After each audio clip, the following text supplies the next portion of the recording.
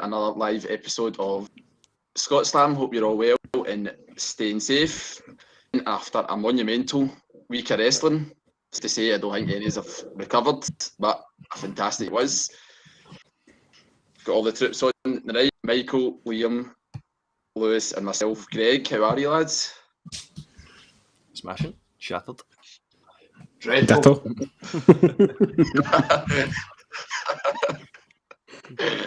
I'm feeling the same. I think we spoke about before, I look like The Walking Dead, but no, fantastic week of wrestling.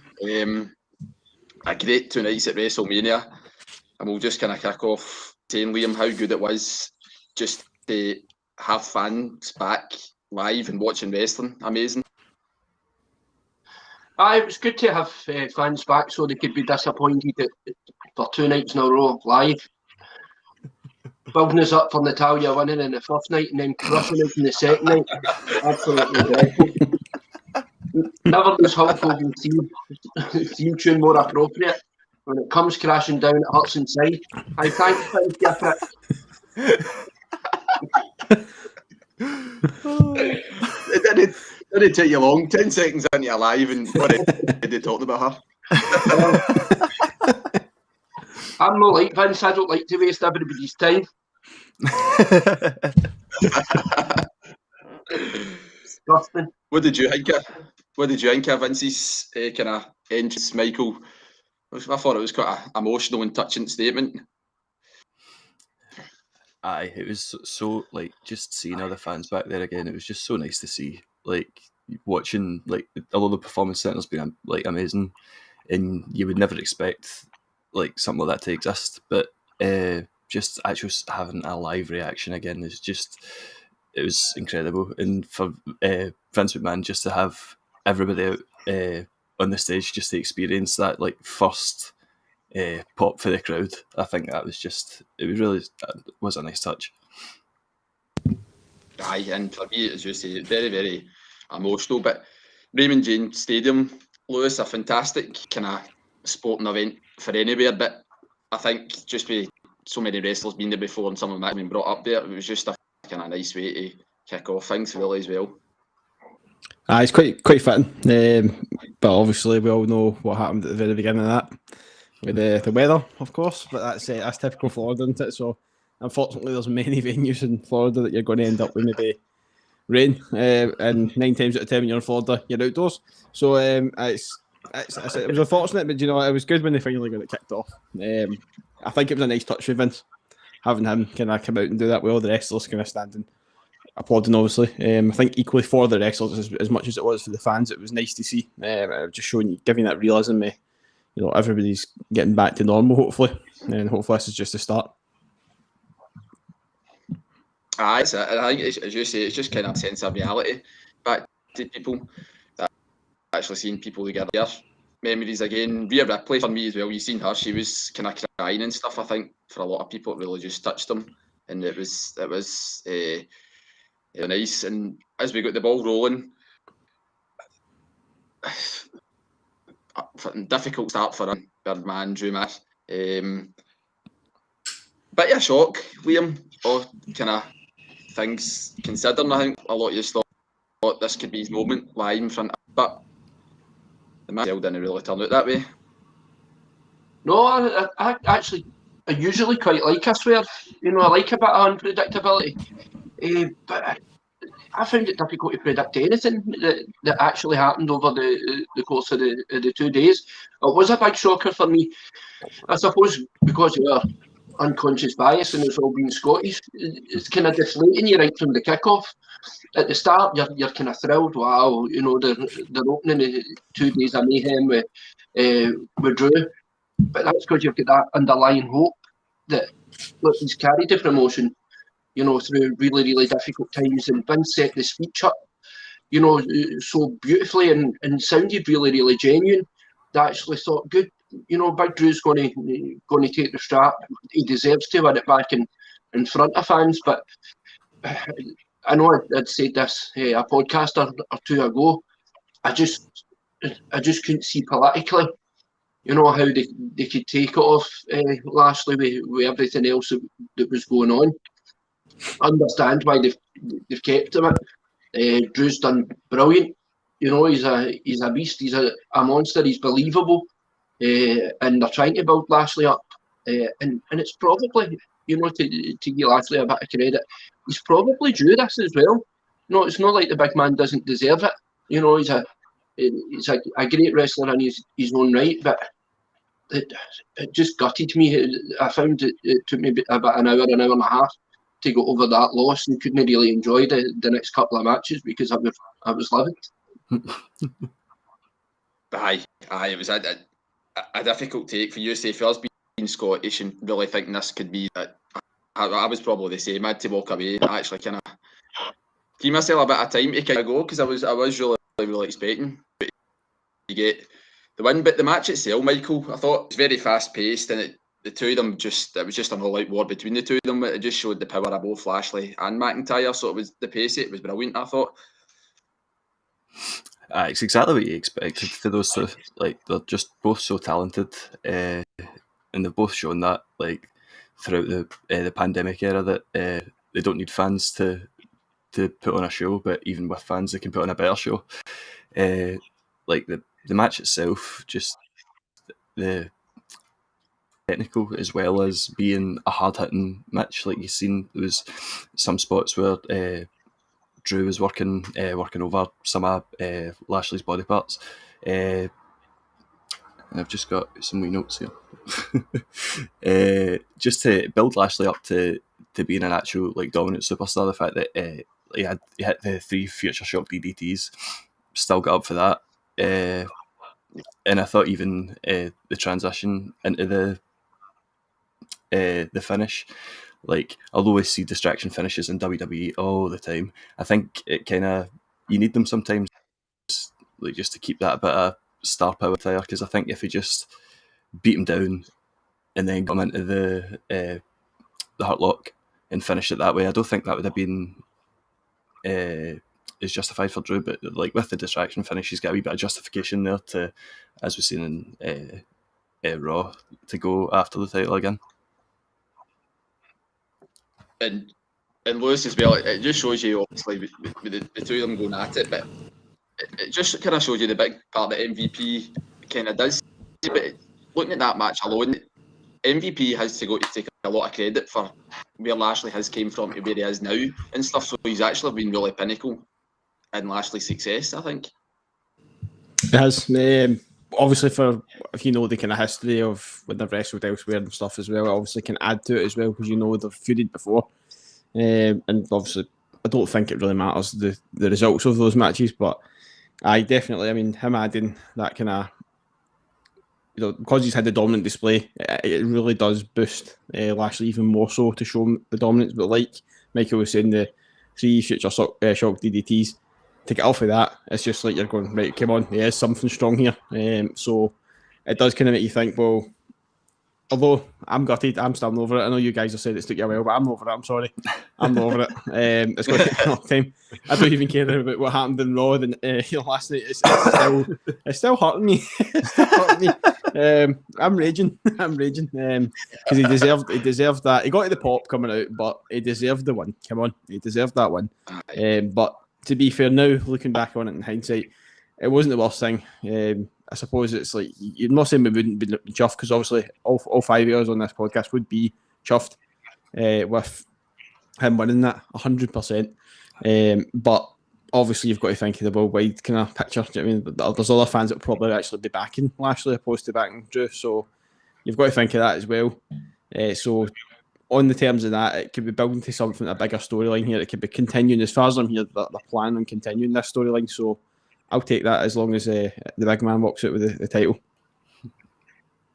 Oh, 100%. I think that was my biggest fear, because I thought it was just going to come to WrestleMania and Lashley and McIntyre and whoever won that was maybe going to be it.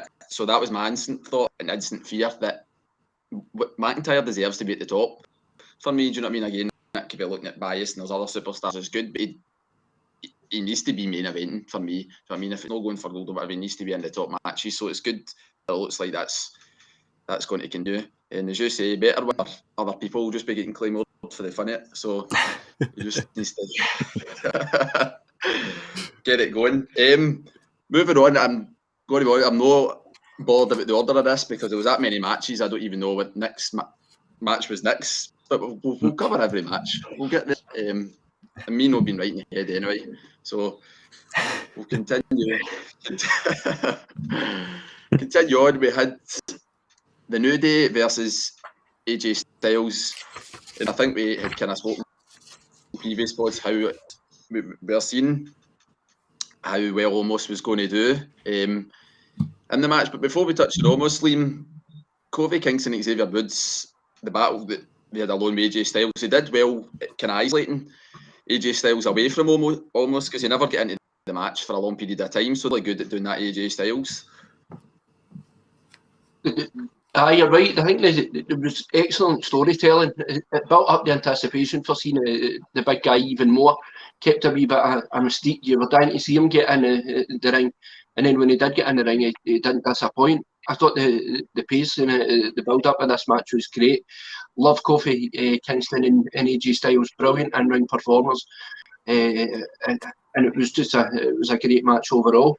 I actually quite liked the finish. And Xavier Woods, I don't think gets enough credit. We certainly didn't see him as much as the other two that were in the New Day, but the past couple of months, I think he's been fantastic. He's been a joy to watch. And I know you love the New Day, Michael, so were you quite disheartened the way the match kind of turned out then? Were you still hoping that they were going to pick up the win, even though there could have been a change?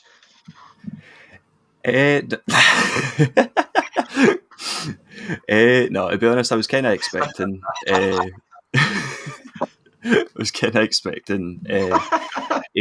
and Omos to come up with a win, and we said that.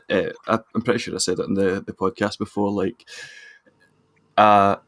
a loss for the New Day really doesn't hurt them because they've built up themselves over so many years that they're an untouchable tag team, and I hope to the love of God that they never actually split them up. But during the match, just the way they were cutting off the ring, like just cutting it in half, and I loved Xavier Woods just shouting at AJ Styles throughout the match, like, "You're not a tag team wrestler.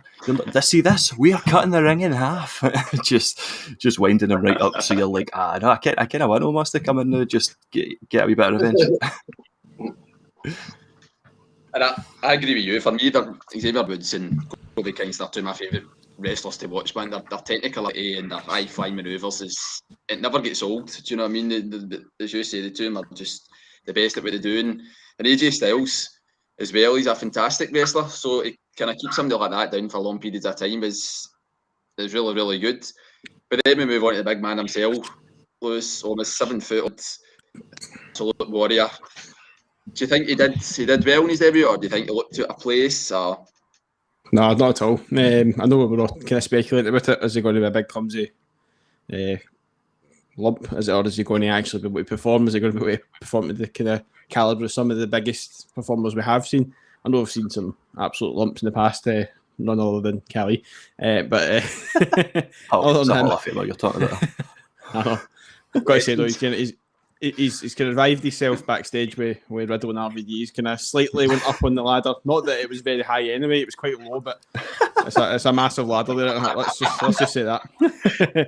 No, it was fantastic. Almost. I mean, the height he got in that power bomb was phenomenal.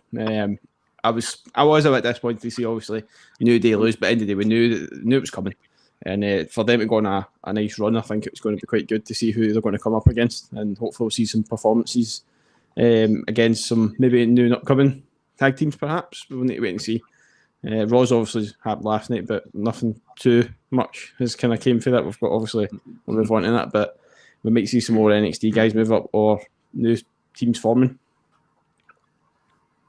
But it was refreshing, as you say. I think it spoke before we kind of expected that there was going to be new tag team champions, and it's great then to go and see going into face. And that's the thing, almost didn't even need any in-ring gear as well, man. He was wearing a shirt and everything.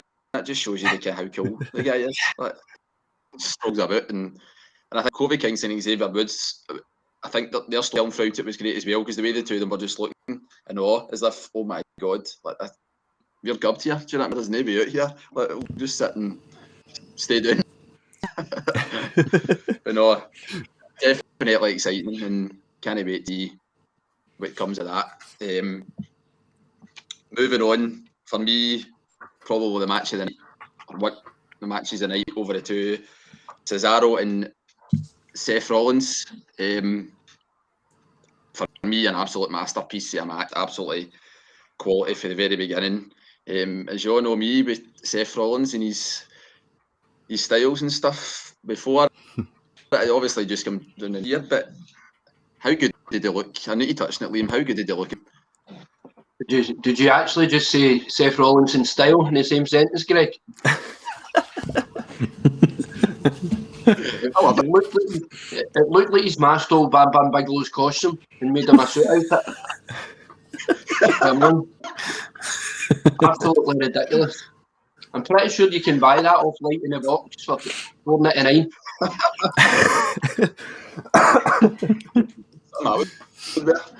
One of the things that looks brilliant on Wish till it arrives. It was horrific, Greg. Calm down. A great match, though. Absolutely brilliant match. And probably when I was rewatching the two nights yesterday, I actually thought over the course of the 2 days it was probably the best match out. Out the whole event. Absolutely fantastic to see Seth Rollins anytime he's in the ring. He's brilliant. He's got everything that you'd want. And it reminds me an awful lot of those guys like, Chris Jericho and Shawn Michaels, where it doesn't need the stature to fill the ring. He's so capable. He's so good and brilliant at selling. I thought he did Cesaro a fair turn. Really put him over. And again, Cesaro's one of these guys that really deserve it. He's been there for a while. He's definitely capable. And that gave me the belief. Obviously, yes, it's Cesaro's time. Surely it will be Natalia's later on. I agree with everything you said until that wee last two words there, but no, you're right in saying you're right in saying a great match. And as Liam was talking about there, Michael, how good for me, like the swing that he did and then the air open as well, man. It just shows you the ability that Cesaro's just unreal. I was throughout the day, I've been watching like interviews of the wrestlers in podcasts and stuff like that, like after WrestleMania, and apparently Cesaro, when he first got signed to WWE, when he first they saw him, he was doing that swing like with the no arms, and I can't remember. I really wish I could remember the name of the guy that had signed him, but he said, "Oh my God, you should do that like every week, like you'll be a star." And he was like, "Nah, I'm saving that for WrestleMania." And it just goes to show you, like, he knew that he had that like drive that one day I will get to WrestleMania and I'll bust this move out and people will go, "Wow." And it also just goes to show that like how talented a wrestler Cesaro is, that he has these moves that he can like keep in the back burner, that one day I'll bust this out like to get a big pop. And I thought like the match itself, like throughout the like not just the swings, but just the whole like the amount of moves that the two of them can do, like pull off in one match, it's just ridiculous. Seth Rollins as well.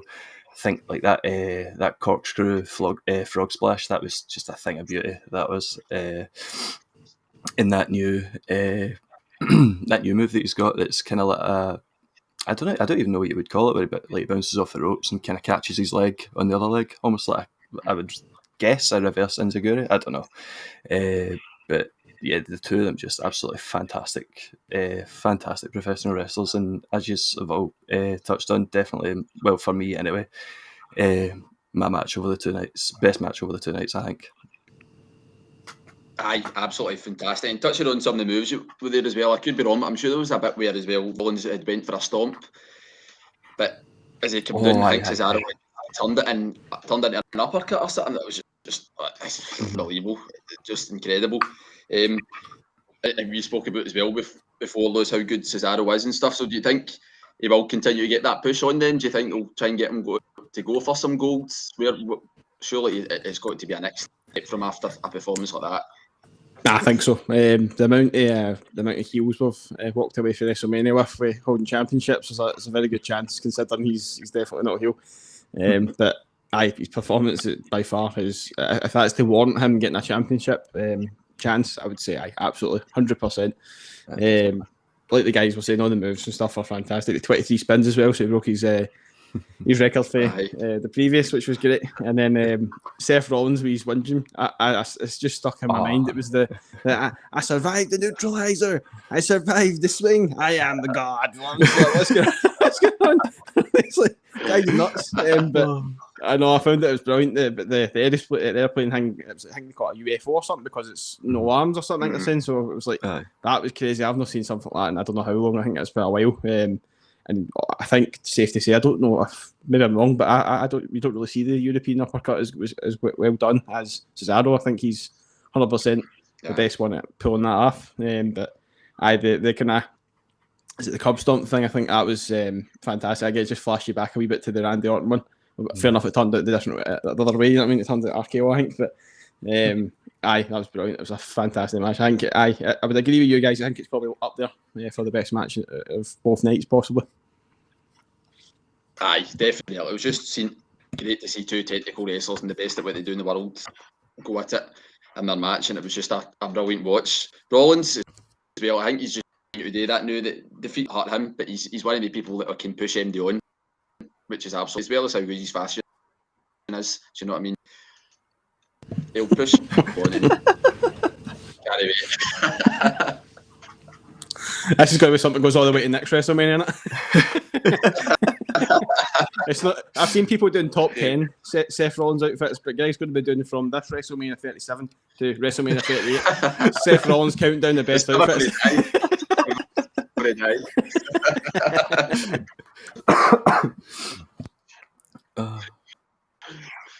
We move on to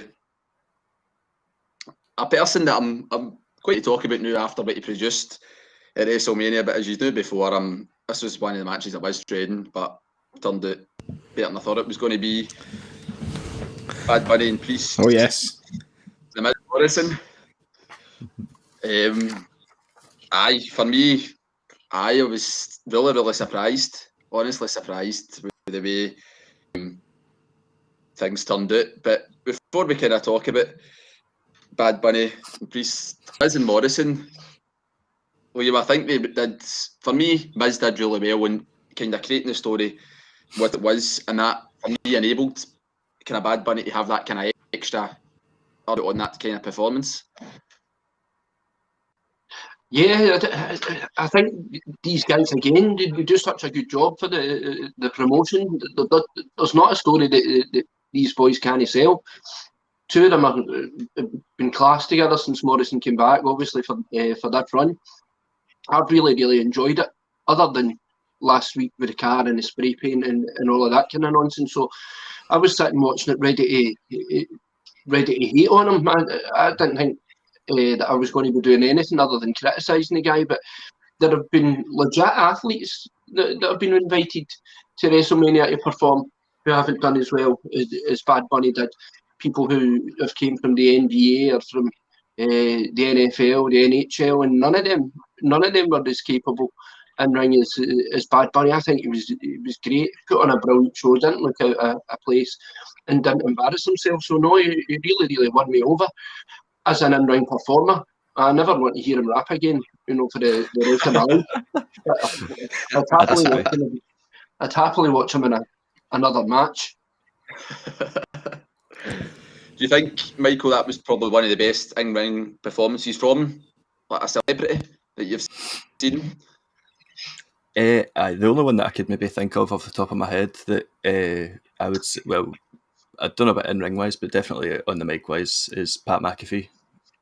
I think he's maybe one of the other better celebrity performers, but no, Bad Bunny, we were joking before, or I mind saying, what would you do if he was the next CM Punk? And he was nothing like CM Punk, but I didn't expect anything near what I did see. I kind of half expected him to do that dive that he almost copied off a Snoop Dogg.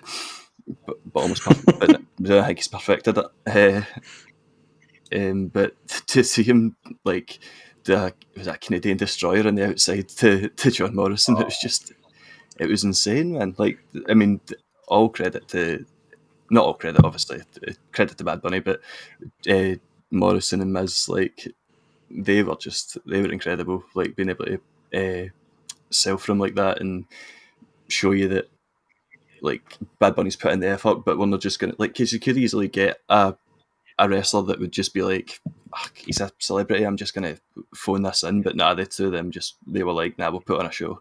And it definitely shone through. And I know you've been a big fan of Bad Bunny, Lewis, but the team of him and Damien Priest, what I liked as well is that Bad Bunny just wanted to come in the ring right away and had no fear, which was great. The two of them as a team worked perfectly. I'd love to say that I knew he was going to be good, but I couldn't really claim that, to be honest with you.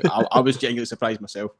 The Falcon arrows in the stereo was some move as well. I think that was to finish it, wasn't it? But throughout the whole match, I don't know. Honestly, I don't know how long he's been training, but I'm not saying he's quite the finished article. Of course, he's not. But like the guys are saying, he's more than impressive when it comes to guest celebrities and stuff like that have appeared. Some of them probably won't put half as much time in, but as far as you hear, he's been in training all the time. So I think that Triple H and stuff, apparently we've seen him. We heard bits and bobs before it, but I don't think we ever found out the full extent of how long and he was kind of putting in it. Apparently he's putting something like 4 or 5 hours in training sessions and stuff like that with the trainers and stuff like that. So it really shows you that he was really dedicated. I know we spoke about it before, he's dropped his music and everything else to do this, but you still don't kind of think he's going to come out and do what he did there. So I think that was brilliant. That was absolutely brilliant. I like to beat the advert they did as well with Triple H when he kind of passed over the mic again. That's him. He sets off into the sunset now. That's him. But no, Miz and Morrison did not lose any phase when it comes to taking that loss. We've seen that in Raw. So they're practically celebrating losing to him. It's weird. It's as if Miz was taking all the credit for making him a headline act, wasn't it? It was quite a clever ending as well. But no, it won me over. Like, I never kind of questioned his ability was going to be a wrestler, but I agree with Liam, his music's just, I don't think I've still need to take fantastic. A bit of time, I think. Fantastic. Honestly, see broaden your horizons. Good, exactly. Good pair of headphones, Greg, and you're sorted. I think you might break them. with the awesome bass, absolutely. You're damn right, and it's worth taking that breakage. You never know. Maybe one day. But no, honestly, superb, absolutely brilliant to watch him. And then we kind of move on for that. Where the kind of build up to this fight we weren't sure about as well. Braun Strowman, Shane McMahon, steel cage match. I think we kind of spoke about in previous podcasts how the build up wasn't the best. We didn't really know where they were kind of going with it, and it kind of made us unsure about the match and how Braun Strowman's a monster among I can't speak. Monster among men, I meant to say. How good he actually is. But I thought Shane McMahon was really good in the match. I thought he really brought the best of Strowman. I actually quite liked this match. I wasn't really enjoying the build up to it at all, but the match itself was good. I thought he looked fitter and he didn't seem to be blown up as much as he had in some other pay-per-views, Shane. But no, I thought it was really, really good. I thought him and Braun were well matched. It wasn't the squash I thought it was going to be. And in the end, it really took me by surprise. I didn't see that coming. And as cartoony as it is, I actually really was able to find a joy in it. I actually quite liked the fact that he just ripped his steel and pulled him through, and the kind of shock on Shane McMahon is his face. It reminded me of being a kid, and some of the magic roundabout Andre the Giant, and I can't believe he was able to do that. And it was great for nostalgia for me. It kind of harkened back to my younger days as a fan. I actually really loved this. Aye, no, I totally agree. For what the build-up was, I wasn't sure how it was going to go, but it actually was a great, as we seen, touching on what Liam was saying there, Michael, Shane McMahon just takes all the risk in the guy. He just doesn't care. He throws himself everywhere. It's almost like he just like after he does one wee thing, he's like, "Do you love me now, Daddy?" Like it's just doing anything to impress fans. I honestly like that. We've touched on it, and I think I made my points very clear. That I have hated the build to this match because, as I've said before, big fan of Braun Strowman like before, but now there's just this whole gimmick with the choo-choo train noises. Thankfully, there was only one wee small one for his entrance, but that was it. But Shane McMahon just being able to take that bump off the top of the cage, even his wee coast to coast to Braun as well. Even like, I mean, I don't imagine that they would hurt Braun Strowman that much, but he had some fast hands on him, old Shane O'Mac. Oh, he certainly did. For his age and all that as well. But he's able to do. He's really, really good. I think I kind of to Liam about this before as well. Shane McMahon obviously kind of gets these matches, but for me, sometimes other superstars kind of miss it, and yet I don't know if it's just because of his family matter, but he's thrown into a match, and you're like, well, there you go. There's a wee storyline put together. And he's in the ring, you know it. But no, it was great to see Braun Strowman pick up the win. Lewis win it after what he'd been through, and hopefully knew that he's maybe going to go into bigger and better things. We all know that's what he's capable of.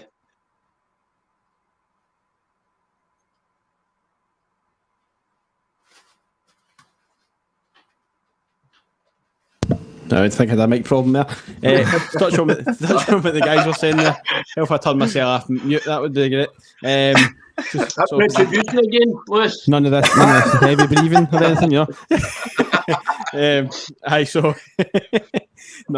touch on what the guys were saying, I think what you guys were saying about the fact that he's just throwing into matches and stuff. He does back it up though. You've got to say when he does the extreme stuff, it backs up why he gets thrown in, because he's not only obviously Vince McMahon's son, but he can prove it in the ring. It's a shame that he's took this long to actually, build himself up the way he is, like the way he's physically built now compared to what he was back in the day. Do you know what I mean? Fair enough.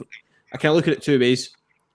It might not have lasted as long if he did it way back then, but the fact that he's now doing it now and he's built the way he is, and he's kind of whole kind of gimmick the way he's going now, it probably does push WWE further into the future now with kind of different feuds and stuff like that. Fair enough, hopefully better than the stupid build up, but we'll see. But that build up was nothing compared to the match. I loved the match. I thought it was great. Like Liam said, the whole rip him off the cage thing, that kind of reminded me of like the whole kind of Kane stuff, like the kind of stuff when it was the proper scary Kane. No, the Kane unmasked. I know that was a fucking sight as well.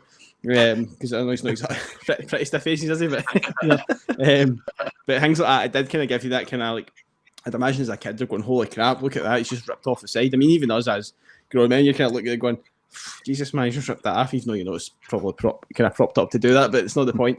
But I loved it for that. From him getting thrown off the top, I think it was amazing. But to touch on what Michael was saying with the whole impressing his dad thing, that just totally threw me back there. By the way, to Shawn Michaels dancing about the ring with Triple H, kind of go, look at me, Dad, I'm dancing, Dad, I'm dancing. He's like, shut up. It's all threw me back to that, man. Honestly, I was just like that. That's in my head. I was like, I need to get that out before I start talking. Oh, I love that so much. No, it was great, and we've seen him obviously in Raw. He's been throwing that kind of whole title picture. Fair enough, failed, but he's definitely going to get back into some sort of good storyline. My title, hopefully. Don't know what one, but we're early days, aren't we? Aye. Definitely, and as you say, what we've seen in Raw, how he was kind of thrown in then, so if that steel cage match is just kind of back up and it's just only done him favours, you know what I mean, for what the match was like, and I totally agree. The ending, it was absolutely brilliant, and it was great watching. It was great to see him pick up the win, but no, hopefully continue to big on things for him. Another match that we had is the tag team turmoil match between a kind of number of tag teams. We'll see if I can remember them all here.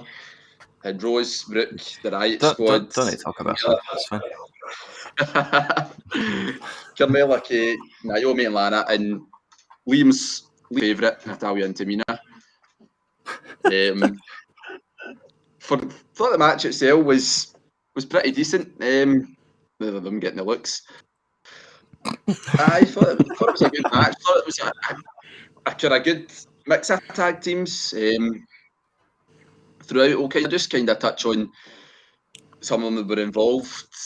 Carmella and Billie Kay, it was just good to see Billie Kay. Liam wanted involved in WrestleMania because I think a lot of us wanted her to be the host and whatever, and we thought it'd be too good for her to miss out. So I thought they actually worked well together as a tag team.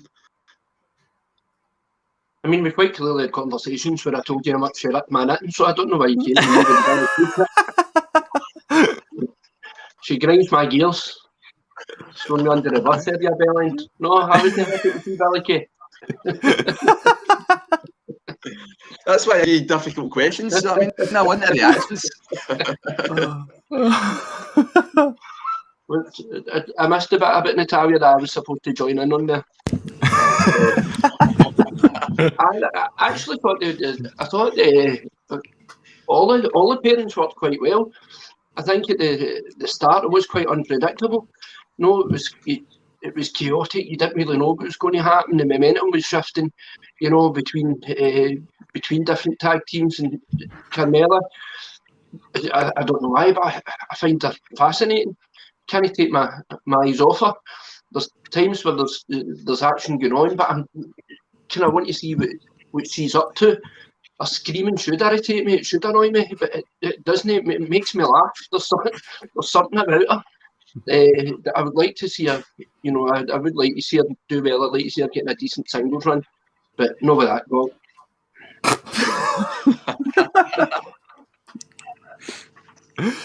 Oh my god. Also in the match, Michael, we've seen, for me personally, the Riot Squad were very, very impressive for me. I mean, they're high flying, their kind of teamwork's probably one of the better matches I've seen them perform in. I thought the Riot Squad probably the best tag team that were in that match. I actually thought the Riot Squad deserved. I mean, no offense, but I actually thought the Riot Squad, on the basis of that match, definitely deserved to win it. And unlike Liam, I actually really do like Billie Kay. I think it was really nice for her to get a wee friend. I would have quite liked to have seen. I mean, it was nice to see Carmella involved, but I don't know how you would have felt if Billie Kay was with Bayley instead. I think the two of them could have had some really good chemistry together. You could partner her up with Sharon, I still wouldn't care.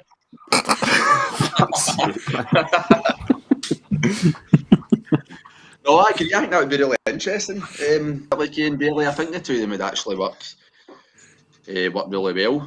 I think Michael, you touched on before as well. I don't know why they split up the Iconics. I mean, there was no reason really to kind of split the two of them up. So, as much as what Liam's saying, she's actually really talented in the ring as well. And I think the shooting adds to it. Do you know what I mean? I think that it's kind of her kind of crazy mentality where she's really determined and committed in matches. But no, I thought they were really good. Were you happy with the winners, Lewis, Natalia and Tamina? Did they deserve to win that match, did you think, overall with their performance? I think they deserved it, to be fair. I was really impressed with Tamina, to be fair. Well, the truth for night 2, but the night 2, as I say, I think either way. But night 1, 100%, I think they deserve to win it. I was quite impressed. Seriously, no, I think I was quite impressed with Tamina. I like the way she was built up, and Natalia is working on that heel side 100%. So they did deserve it, although Riot Squad were good. They were very good. But I mean, how many botches are they going to have for WrestleMania? It was a bit, obviously, the whole announcing the wrong teams. Like, how can you get that wrong? Like, the guys know exactly doing the job.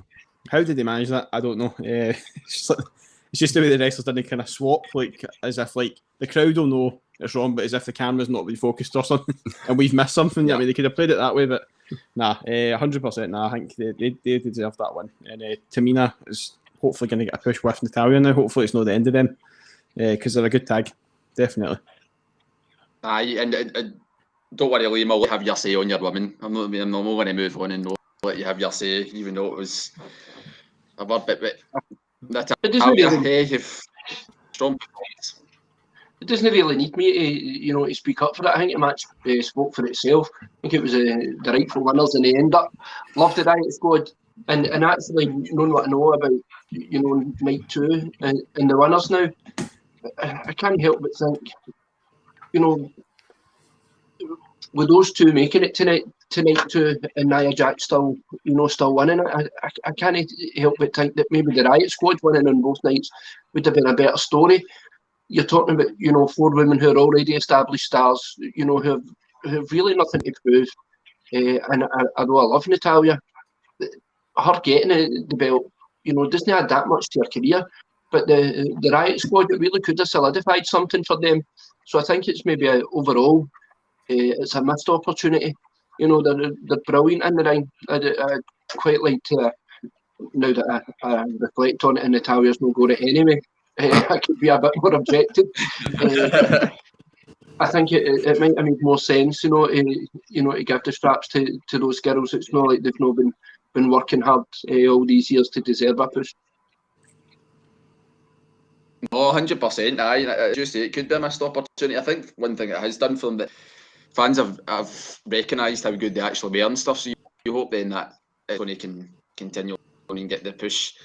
Yeah, but for me it was a good match. It was very interesting. I mean, a lot of the tag team showed their kind of different abilities and skills. I think Lewis has spoke before as well about the kind of range of tag team divisions. So it was kind of good to see kind of different side, and you just hope it kind of continues, because obviously I think it was said before NXT's kind of in the way in that, but to see somebody like the Riot Squad who's maybe not had the opportunity to kind of get their kind of act at WrestleManias can only be good. But no, fantastic match, and it was good. And talking about women, it kind of leads us on to the main event. Sasha Banks, Bianca Belair. And before we kind of kick into the match, Liam, it was just a historic and monumental moment, just seeing the two of them kind of have that wee emotional moment before the match even started. I'm a big fan of Bianca. I actually loved everything about this match. I'm not the biggest fan of Sasha Banks at all, but I recognise, I do respect. She can sell a story. She has a decent in-ring performer. She does some things that are unique. I thought some of the stuff that she did with Bianca's hair, was quite inventive. And I actually really enjoyed this match. It wasn't until the next day when I'd seen somebody post on Twitter, that I know they were happy for Belair. That Sasha Banks had 6 WrestleManias and no victories, and that's a strange streak to go on for somebody who's been a never present in the company for a long time. It's a strange one. So yeah, I'm in a different mood post WrestleMania to pre-WrestleMania. I was telling you that Sasha was doing my nut, and I feel a wee bit sorry for her now, but I'm glad Belair's getting a push. She's fantastic, really good to watch, and I'm quite excited to see who she might be facing in the next couple of pay-per-views, hopefully. I agree. And touching on what you were saying there about Sasha Banks, it baffles me that the record she's got at WrestleMania. I mean, for everything she's done and how good an athlete she actually is, it's actually unbelievable. But again, I just thought she was absolutely fantastic through the match. But to talk about Belair there, Michael, the power of Bianca Belair is just absolutely unreal. And I think a couple of moves it showed when she was lifting Banks up the stairs and stuff like that. And it's just incredible to see such a great athlete in it. It's really like that match was like we spoke about the Cesaro Seth Rollins match being like my match over the 2 nights, but this is definitely up there. Like even before it, like you've seen how much it meant to like the two women involved, and just like they couldn't control their emotions, and like even had a tear in my eye just like seeing the two of them, just how much it meant to them, like, and they 100% deserve to be there. And just touching on like the power of her, as you were saying, like just that when she caught her in the suicide dive, just to roll through that, and just the sheer strength it must take. Like, fair enough, we see them like lifting people all the time, but to actually like walk upstairs with her, like, and actually just like proper like get her going like that, and just like throughout the match, you've seen her just. I think there was one point she was squatting her as well, like just getting a wee workout in mid match. Why not? I think you just need to calm down a wee bit, boys. Sasha Banks is about 4 stone. I've eaten cakes heavier than that. You did. So impressive. still impressive. But I think even the end, probably the most brutal thing I've seen over the course of the 2 nights was when Sasha was grabbing her by the hair and she just yanked it away from her, and the noise that made. Oh my god, man! Like, man. I've watched it like 20 times, and every single time I watch it, I'm still like, oh Jesus, and like even you seen her like when she had her up, and I think she had her in a fireman's carry at one point. And you just seen like right across her side, just a massive welt in the side of it. It just looks so brutal. Oh, it did. It looked absolutely horrendous. It was just one of the ones you're like, oh my god, that's sore, man. Really. But as the match progressed, I think we kind of spoke about how we'd like to win, but there was moments of that match I thought Sasha Banks was all going to win. See when she hit, I think it was the bank statement at one point, and then I'm sure there was like a DDT off the top rope or something she did as well, which is unreal. So it really could have went either way at times as well. Banks could have had it. You're right, the way she kind of jumped off the ropes that DDT was impressive, and I know leading up to this we kind of slightly changed our opinion on her. We kind of thought like, oh, we're not too, basically we weren't too hot on Sasha Banks. We were kind of done with her. We were ready to move on for her. But although we got the winner we were wanting, I would still say I personally don't know about you guys, I don't know if you'd agree with it, but I personally changed my opinion on Sasha. She's still got it. The whole kind of dragging on storyline, I can forget about it. They put it in the past. I'm like, whatever, fair enough. She's still a very good performer. What she did that night, and the two of them in the ring, I think was more. It wasn't just a wrestling match. I mean, it was powerful as well because it was two black women in the ring as well. I think for a lot of people that was very, very important. For them to main event that night as well was fantastic. But like Michael said, that hair whip was. We talk about Walter slaps. That was something of that caliber. The welt on her side was proof of that. It was like something like a whip getting cracked. It was just like I think you probably seen something come off it when she did it, like the strands of hair just breaking. Where she whipped it on the side, it was unreal. Imagine you had 8 hair in that, man. You see just all the hairs just off the side of her. But no, I loved the match. I thought it was great from start to finish. It was great, and I don't think Sasha's quite done yet. I think she's still got a wee while, but Bianca Belair thoroughly deserved that victory, and like Liam says, I can't wait to see where she goes with this championship, the feud she can have. There might be somebody waiting in the wings for NXT, maybe. Oh, definitely. I think the opportunities are absolutely incredible. Somebody like that, somebody like Io Shirai or somebody up for me. That's just to see. The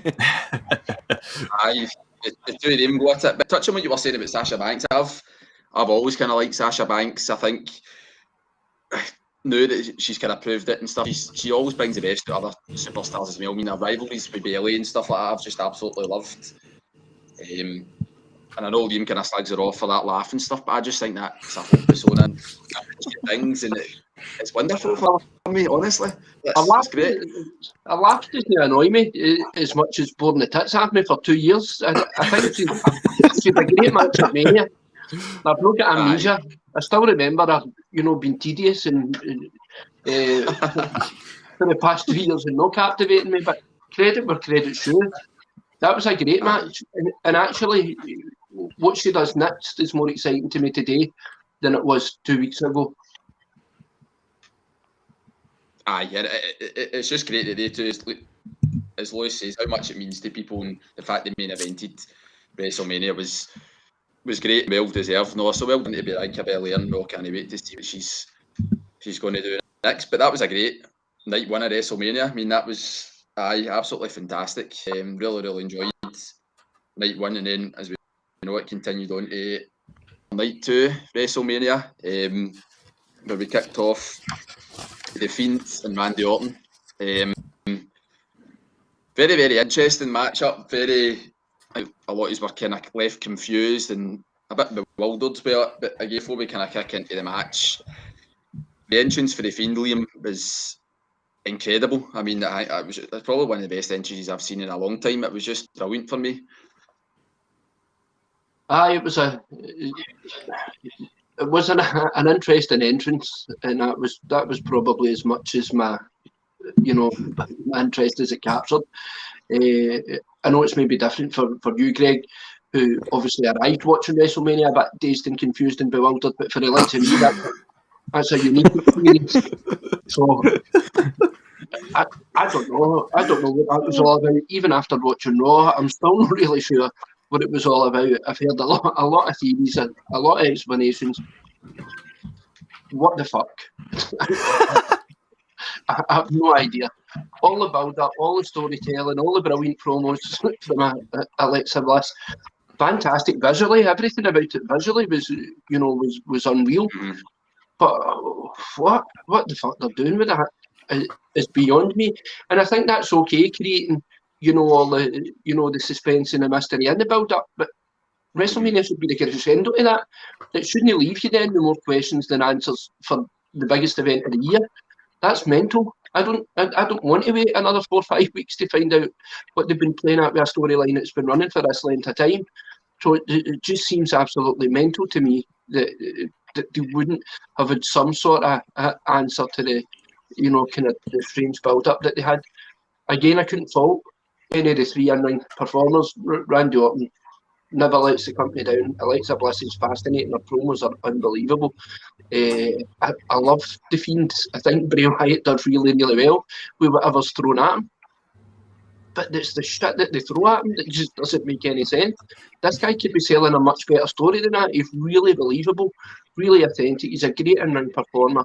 And I think to have the talent that you had in the ring not used to their full potential, that was a bit of a disappointment for me. For me as well, it was the same as you say about the Alexa Bliss's promos and stuff. For me, that's been the best bits about Raw for a good while, and the storyline has been really good for me until WrestleMania. I was shocked and surprised that it knew I kind of understand what's kind of happening in Raw and stuff. But what did you think of the actual match itself, Michael? Do you think? I know there was mixed reviews. Some people were saying they didn't get the storyline, but actually the match was pretty decent. It was. I mean, as you can see, I'm a big fan of The Fiend, and it just like the fact that there was no hype on Raw, like the Raw before WrestleMania, for this match, just kind of it already planted the seed of doubt in my mind that they're not treating this with the respect that they will with other matches. Like I quite liked the way the match started, like. The Fiend jumping off that box-like structure, as Michael Cole said it was. Like it was a nice fast-paced start to it, and I thought it was a really nice touch. Bray Wyatt doing that yeah that Brody Lee does, or done. Obviously, like he's one of his best pals. I thought that was really nice to see. But I've heard rumours, and I hope that they're not true, that it was Vince McMahon just last minute change. Like Bray Wyatt was supposed to go over, but apparently there was a last minute change that he said, nah, like people are expecting that, let's make it a surprise and then have Randy Orton go over, which to me is just... It's just baffling, like especially if that was a last minute decision. Like you've been going on, this storyline's been going on for what is it, 3 months?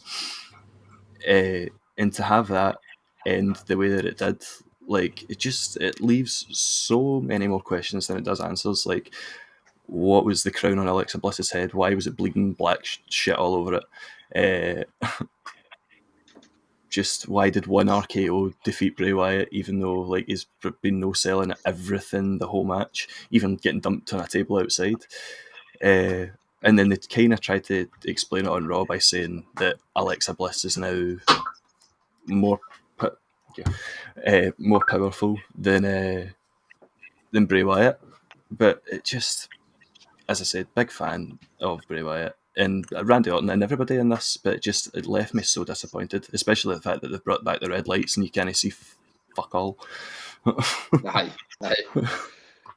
What is your whole take then, Lewis, as well? Is it very, very confusing and stuff like that?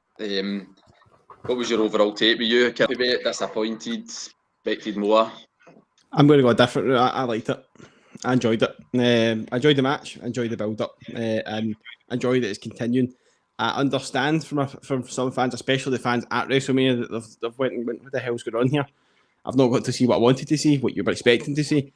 I get that. I get, even for us watching at home, I understand that you want that finish. You want to find out what happened there and then. You paid us money to come to WrestleMania.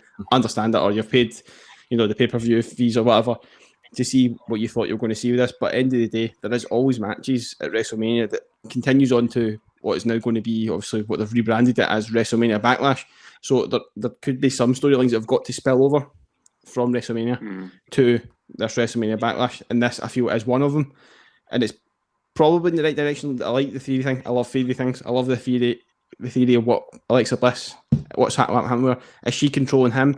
Has she harnessed the power as Alexa Bliss inside of this demon version of herself to use it against him? Is that what's happening? It could be anything like that. And the fact that there's all these kind of theories out there, that really is grasping. I'm kind of going, right, I can't wait for this next pay-per-view. Normally, I've got to say, Backlash isn't one of my favourite pay-per-views, and it's definitely not.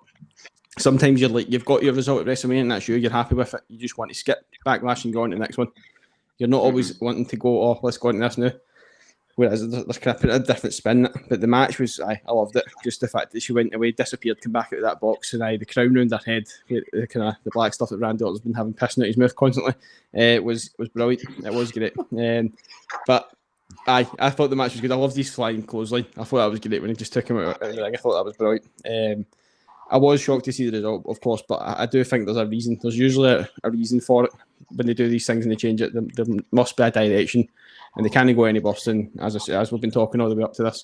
The Retribution, nothing's been as bad as Retribution, and this certainly isn't as bad as Retribution. So I'll go away saying it was a good match. I enjoyed it. I know, definitely. I agree. I thought the match was good in itself as well. Obviously, I think I was more kind of shocked and wasn't sure to understand of the outcome of it. But now that I've seen that promo for Alexa Bliss and Raw, it has my excitement there. I'm actually quite glad now that there is something else kind of coming for it. And I think Bray Wyatt's been tweeting things for the Bible. Like, it goes deep. Yeah, I saw that actually.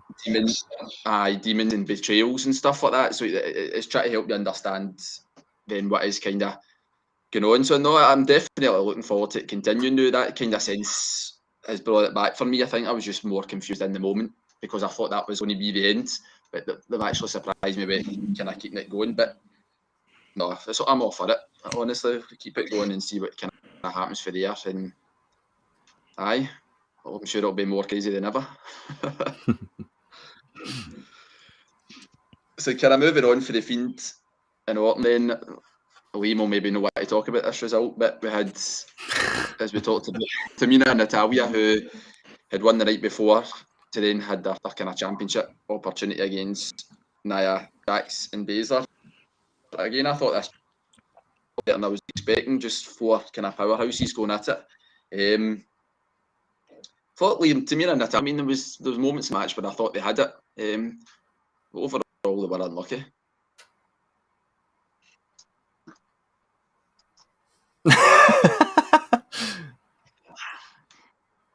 You're aging, mate.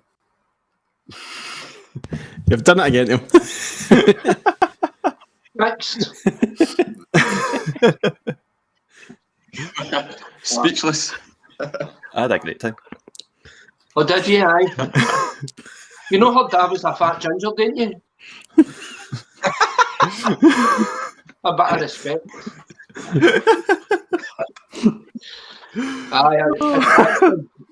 To be fair, I actually quite enjoyed the match. Again, I think Tamina's a good foil for Nia. I think they're trying to build her up to be this big monster, so that Nia does have a bit of competition. I thought she came across well. Really athletic for somebody with that kind of build. I love seeing her doing some of the high flying stuff, and she's not, she's not a short girl. She's not Sasha Banks down either. But out the two of them, I know what one I'd want to watch the most. Natalya's always fantastic, technically gifted. Absolutely love her. Shayna Baszler is quite exciting as well. And again, I thought her and Tamina were quite well matched.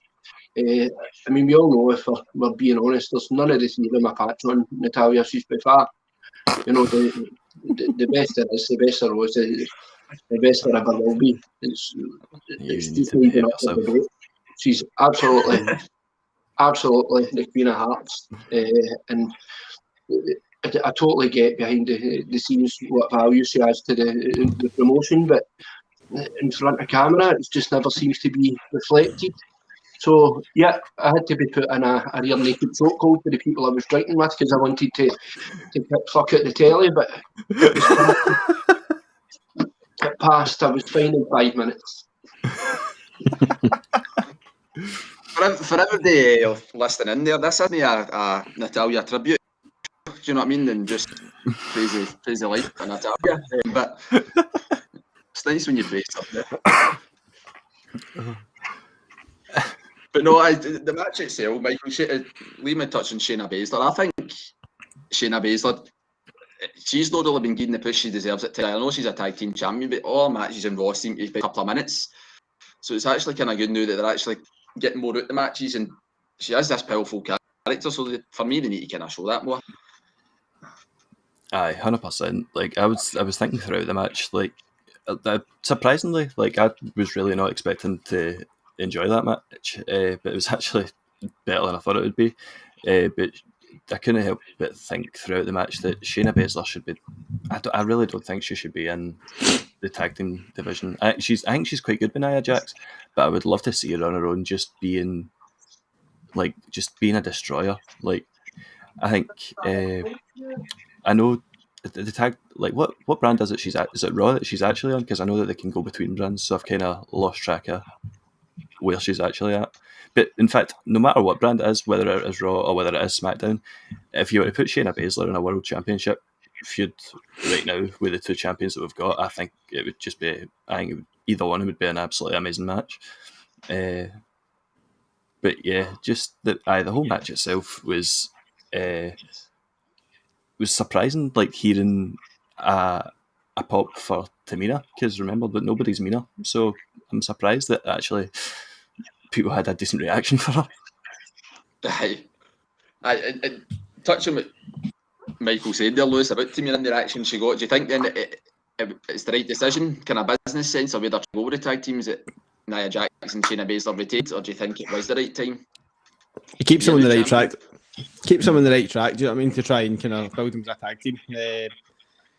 I know it's as much as it is a disappointment for Liam, I know, and it would have been good, to be fair, to see Tamina and Natalia get it. It would be finally for them to finally pick up some gold again. It would definitely be good in that sense, but at the same time, it depends how long would the creative actually have them hold the titles for? Is it going to just be another one of these ones, but it's going to be a short time? They're going to punt them off it just because they feel like it, or would they actually give them a run? Mm-hmm. Whereas I think they've maybe looked at it and went, look, these two are on a dominant run.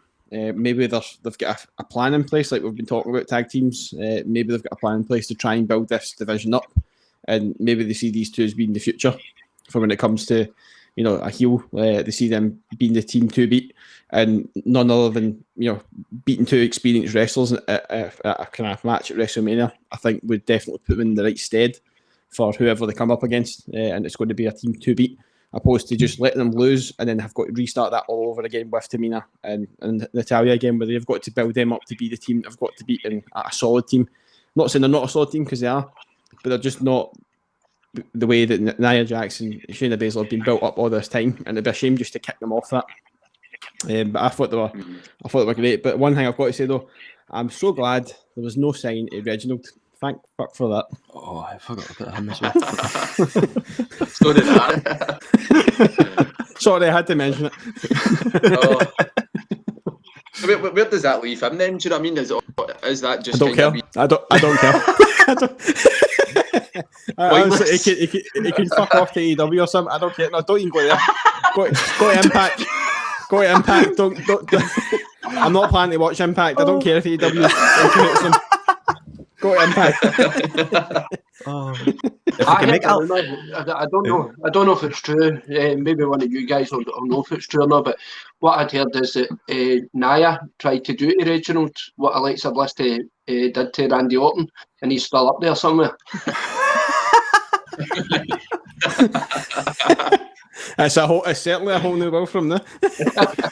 Poor guy, yeah. Probably Nia Jax's basement up. The basement with inside her, aye. That's a good euphemism, Greg. Aye, but crazy. But no, I think you're right with the tag teams. It's good if they're going to kind of take that. And as you say, that he never appeared, but I think it's going to be the start of something good for all tag teams. Another good match as well. I think we spoke about in base pods that the build up was kind of mixed bag. It was good, and you're them, isn't it? The best Apollo Crews and Big E with this Nigerian drum. They really knew what it was about, and we thought we really didn't need that in the match. And obviously we've seen a big surprise in that match as well. But Big E and Apollo, it was a good match. Liam, I thought the two of them, it was just good to see the two of them kind of go at it, and I thought it kind of sold it well without still really realising what the Nigerian drum thing was all. Yeah, I'm not. Apart from big symbols and stuff, I don't really know.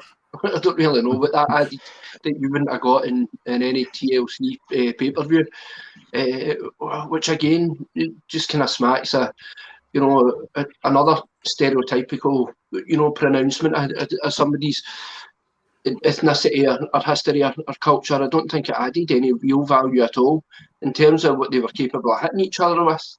It was something a little bit different. But was it really worth all that? I'm still not really entirely sure, what a Nigerian drum match is. And I don't think the two guys needed it. I thought they were great when they were just facing off against each other. I don't think either of the two of them need, a kind of cultural addition of a stereotype, which was fine when it was Roddy Piper in the 80s for a gimmick.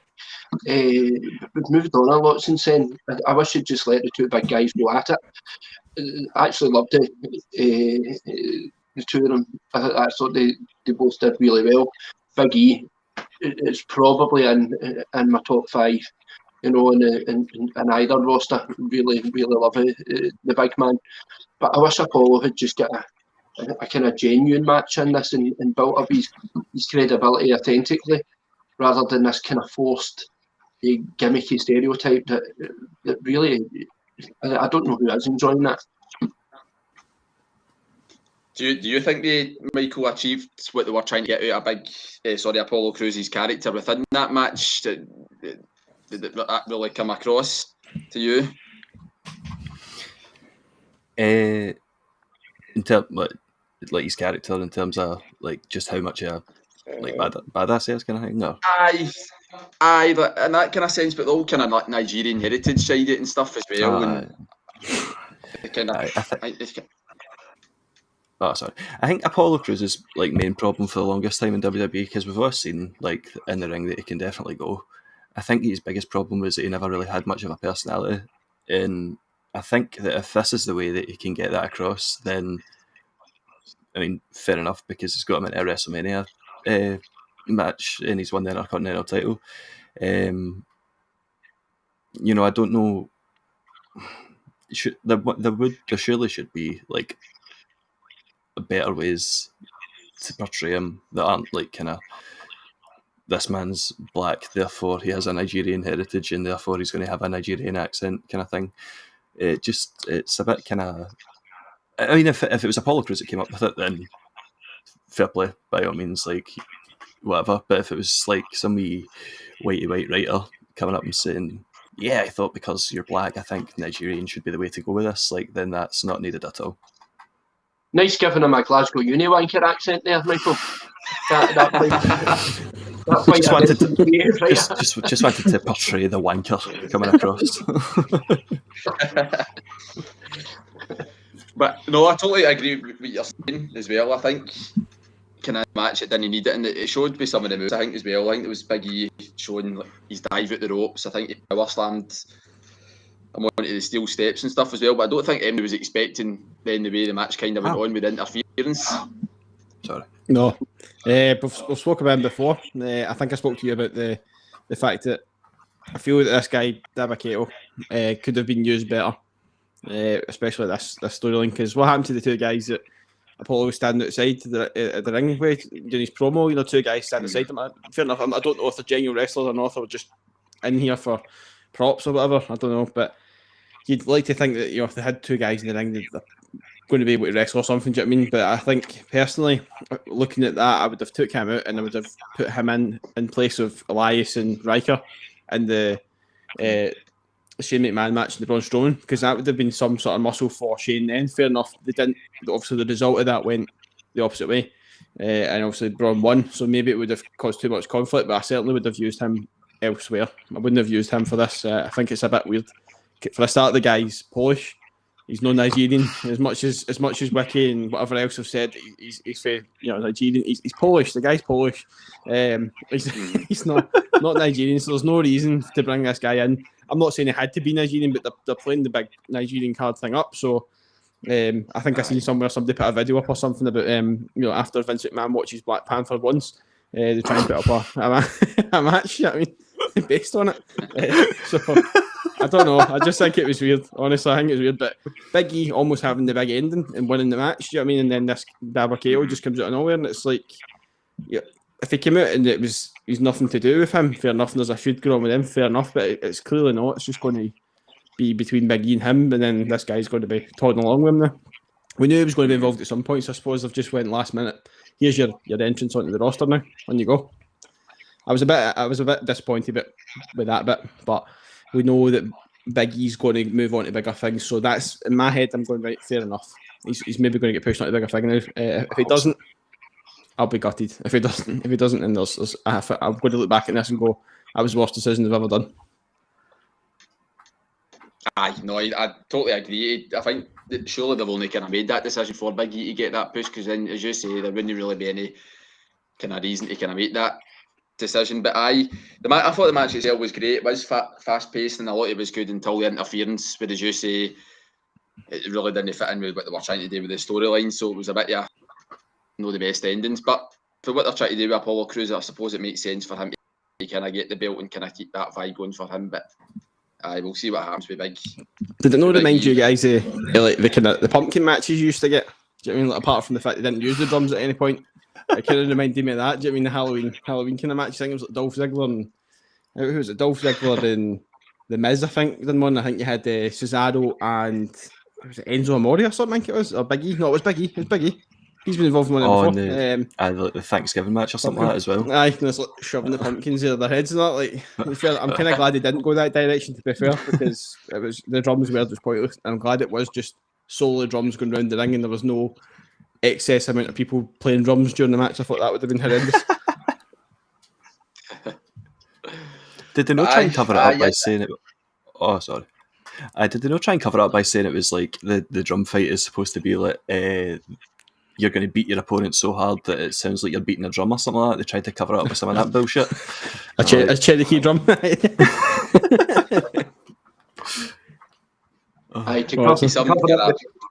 Cover up the fact that they were a ball-hair away for painting them up like Kamala.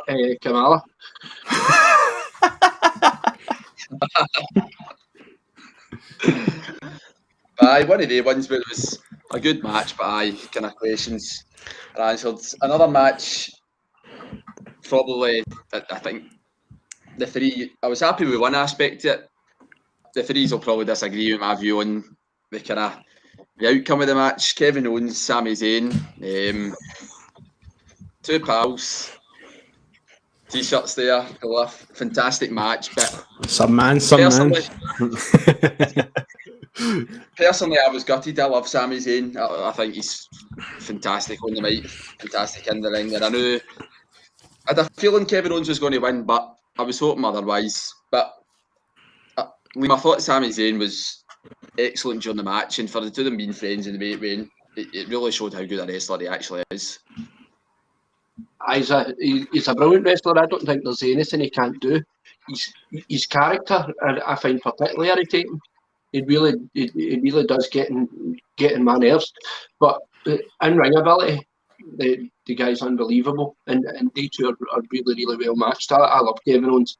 He's never ever disappoints. He can do anything.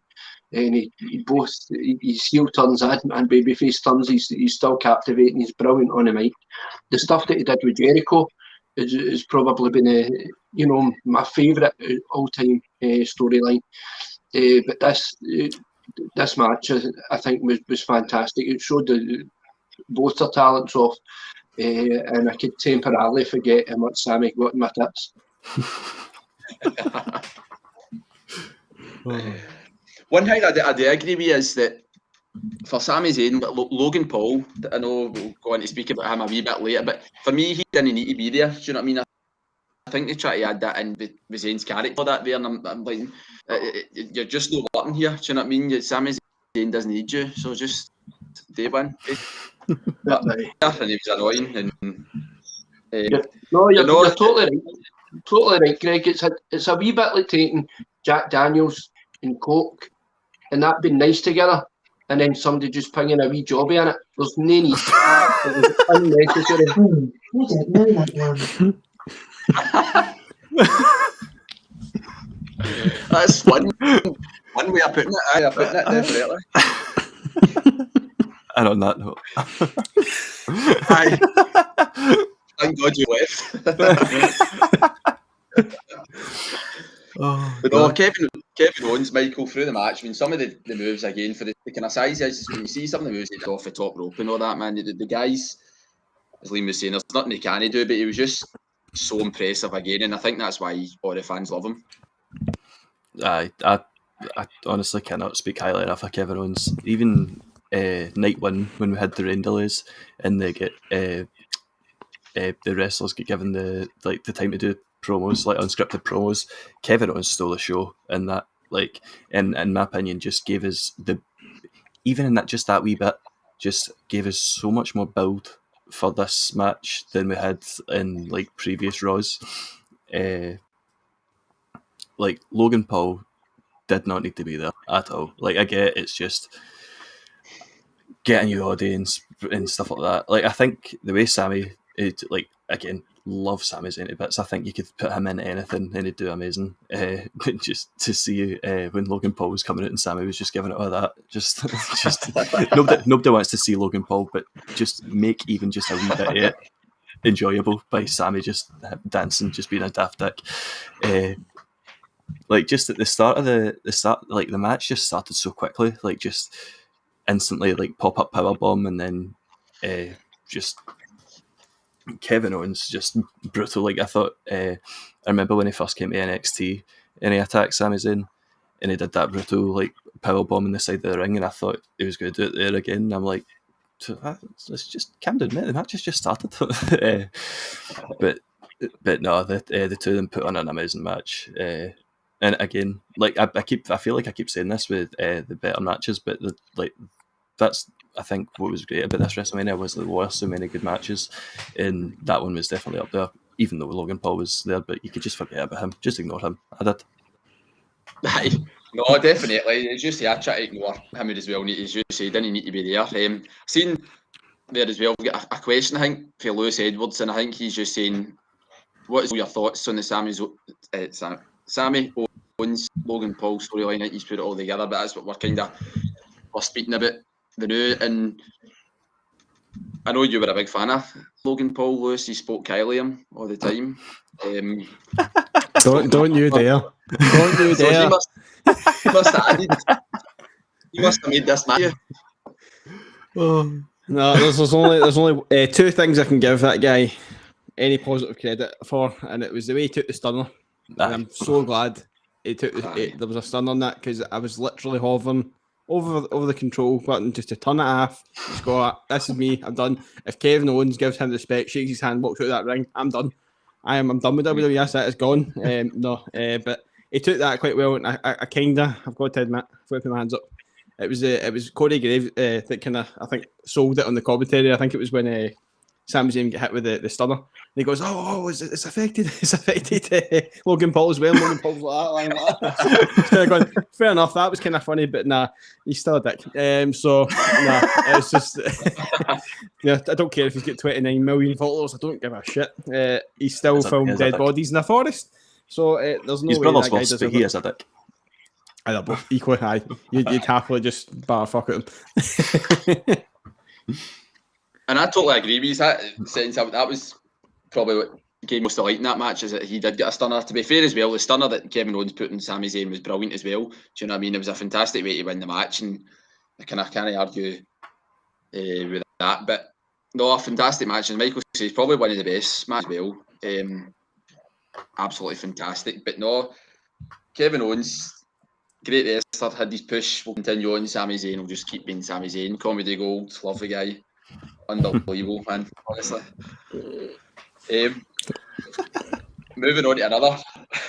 Getting the looks.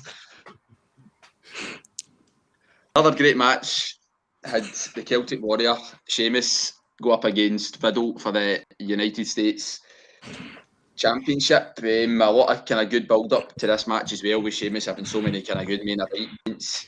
And Riddle kind of showing that different side to him, that he was up for any kind of fight as well. Liam, I thought it was kind of just a brutal match, but fair play to Sheamus, man. He's been through a lot, and to still see him going and get his just rewards in the end is really good to see. Brutal's a good word for this match. It was brutal. Some of the sounds of the knees to the head were giving me the book almost as much as you having to say a word that looks like Celtic. Really kind of difficult to listen to some of those moves. But again, Riddle's awesome. I love him. Loved him on Raw and Monday night as well. Just think he never disappoints. Unless you give him a microphone when he's on a scooter. Sheamus, I think, probably deserved that title. You know, he's done his job selling for everybody else. And he's a legitimate tough guy inside and outside the ring. So I think fair play to Big Shamo. Well done, big man. You've deserved that. And I'm glad that you're getting a bit of glory yourself after selling for everybody else for so long. Brilliant match, but hard to stomach, the sound of some of those moves. I don't think either of them were walking up the road with bruises and all sorts of welts and pains. Just you some great points there. I'm not laughing at your points. I'm laughing at another comment for you saying that I nearly said your team's name. There's been another comment on this. And it says Sheamus winning was the closest thing that Celtic will get to winning silverware this season. So he's having a wee bit of a laugh here and backfire. He seems to be on my side with that one. But so tell us who that comment's from, so I can search him up in the electoral register. Where's your Guido? But no, all funny games. But no, continue on talking about the match. Riddle again, Michael showing off high abilities, his moonsault and stuff like that. But for that match, where do you see Riddle go next? Is from this, obviously after losing the title. I can't remember if I said it on the podcast or if it was in the group chat that I'd said to you. With that wee backstage segment with RVD, I would love to see the two of them together in some aspect, like whether it be a tag team or whether it like, because Rob Van Dam can still go, I'm pretty sure, can't they? Whether as a tag team or as MVPs acting for Lashley there as his manager, I would love to see that out the back of this. Oh, no, definitely. That would absolutely be unbelievable. And as you say, you seen them, I think it was on the bump. I thought of it as well. Just the two of them, the way they clicked. I mean, the two of them just see each other.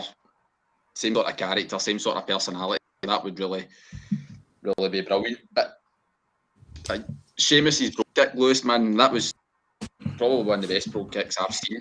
And it was just kind of fitting for the game for him to win it. I don't know if that's what connected with his mouth or no, I don't know, but he obviously was busted up at some point. I don't know if it was that one or if it was when he flipped over the ropes, but it was some kick, absolute kick and a half. And I agree with the whole kind of Sheamus thing. Like, the guy he's put a lot of people over. He's built up. He's pal, obviously. Drew McIntyre. He's played a big part in that. Absolutely. I don't know if he's watched the kind of wee documentary thing. It was like kind of him talking about how obviously how he's been slugging it out for so long, And it's the fact that things like that in WWE can go unnoticed. These documentaries can open your eyes a wee bit more. I think when you watch these things, and you kind of go, right, actually, no, do you know what the guy does deserve? I'm not saying I didn't before, but even more so, I was kind of going, after seeing the United States Championship, going to him, it was like thoroughly deserved. Fair enough, not the biggest title he could have won. He could have won something bigger, fair enough, but you can't complain that I'm taking it off him. And they did put off a great match, but the fact that he mentions in that documentary him versus Drew McIntyre should have been a main event at WrestleMania. I think I agree on that, to be honest with you. I would have 100% took that. I think for Scotland as well, I think it would have been a good laugh as well. Do you know what I mean? The whole Rangers versus Celtic sort of thing, it would add some banter for us. Do you know what I mean? 100%. But fair enough. Maybe it's, we've got the build up, which I don't think it really makes up for the fact that it wasn't a match at WrestleMania, but who knows? Maybe next year we'll get something like that. Maybe if one of them have a bigger title, hopefully. Mm-hmm. No, definitely. I agree with Sheamus and McIntyre at WrestleMania, because I think they could have had some of the fights that they had, like 2 fights. McIntyre wins one, Sheamus wins the other, and then it comes to a head at WrestleMania, and that, as you say, that's when it's an absolute kind of war between the two of them. But definitely, for me, Sheamus 100% deserves the title. I mean, the man, there's no when to stop, and his level of matches as well is absolutely fantastic. No, but amazing. And talking from one title to another, kind of brutal match as well for the Women's Championship. We had Asuka and Rhea Ripley, who made her claim but come out in Raw and just kind of heads up challenging Asuka. And she kind of, again, one of the matches for me for WrestleMania, it's kind of had a bit of everything in it. For me, Liam, I think, that match alone, and I think maybe Rhea Ripley, it's her time, but I'm kind of gutted for Asuka, because I feel that she maybe deserved more of a title run than what she maybe had. I don't know. There was one of the few results that went the way I wanted it to go. I think Asuka's had a pretty decent run. I think since she's come up to the main roster, she's never looked anything other than legitimate. She's never looked like she needed a push or needed protected. She already arrived competent and capable. And I think with or without the belt, she's got credibility. So I was glad that Ripley done so well out of that, because as much as she looks ferocious and fearsome, she doesn't have the same kind of backstory as Asuka does. So, no, I was really happy with this. Actually, and again, a really decent match. Deserved to be the main event. And it was one of them where I watched it again. It got better. And actually, I think in the next couple of weeks, similar to the match we were talking about with Britt Baker, I think it's one that I'll keep watching. It was fascinating and an awful lot in it. Don't get me wrong, I had to watch it again because I was pissed as a fart by the time that came about. But sober, I certainly enjoyed it as much as I did drunk. I agree. I think I was the same. I thought I'd got most of it, and I kind of seen the end, but it is one of the ones I had to watch over myself. Just been kind of in a similar kind of a state. I think, touching on for before the Royal Rumble, Michael, I just thought it was touching seeing Bianca Belair and Rhea Ripley sitting at the edge, just staring at each other. It's almost kind of touching then they two who have kind of stole the moments at WrestleMania, and they're both champions. Aye, I couldn't think of 2 more deserving women to be at the top of the ladder right now. Natalia and Tamina, Michael. Huh?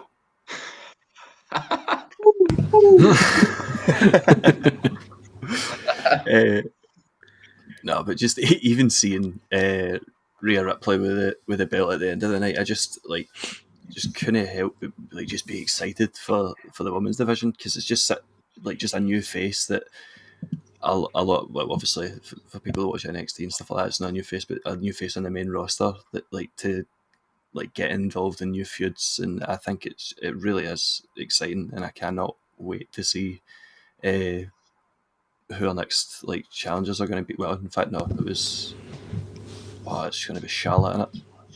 No, I take that back.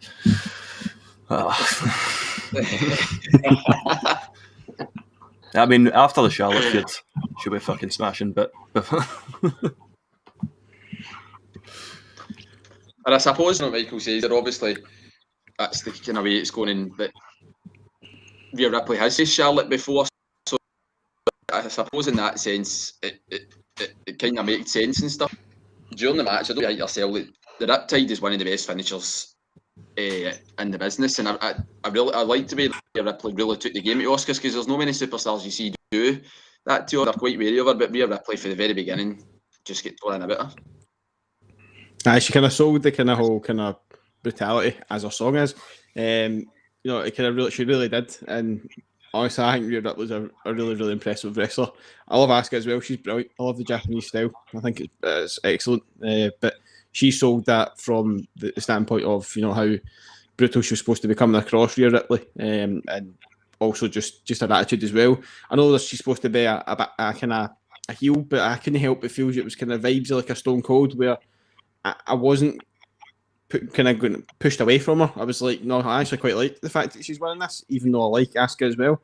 But we obviously discussed we wanted Rhea Ripley to win, but it was a great match. The Riptide is fantastic. I think it is. It's a cracking move. But they both put on some fight. The whole Raw situation we'll get on to. I'm not overjoyed at it, but I do agree it's a match that had to happen. So let's face it was going to happen. If it didn't happen this next pay-per-view, it was going to happen sooner or later. It will be a good match, to be fair. But I suppose it means that, again, it can elevate her again, because she's not had that, you know, the win against Charlotte. So it will elevate her again. But the two women right now that are holding the titles are the right to take them forward. And the fact that Rhea Ripley's only 24 is insane. Not quite as young as like Randy Orton. So I know Randy Orton, when he got his first title, I think was like something like 19 or something like that. So not quite that early, but it's still pretty young for the way that the women have been coming through when they've started taking titles. And I know they talk about women's careers being shorter. A lot of them have been talking about that recently. Charlotte being one of them, and I think also Becky. We're talking about how women kind of get treated differently when it comes to the men. The men can go up to their 50s, but the women sometimes get looked at as being older than their 30s, you know what I mean? So hopefully that's going to change. I think with these two, it'd be great. I would thoroughly like to see Becky Lynch wrestling for a lot longer than the age she is in it, but still not showed up. Where the hell are you? I know, man. Well, this is it. I think everybody was expecting that surprise. But touching on again what you're saying about the women's division, for me, is the way they've came for NXT and stuff as well. I mean, it's incredible to see the level of talent. Do you know what I mean? You know, like Rhea Ripley, but there's still so much talent in NXT and win the titles, and it's probably the matches that I've seen, they've been stronger than the men's at times and stuff. So it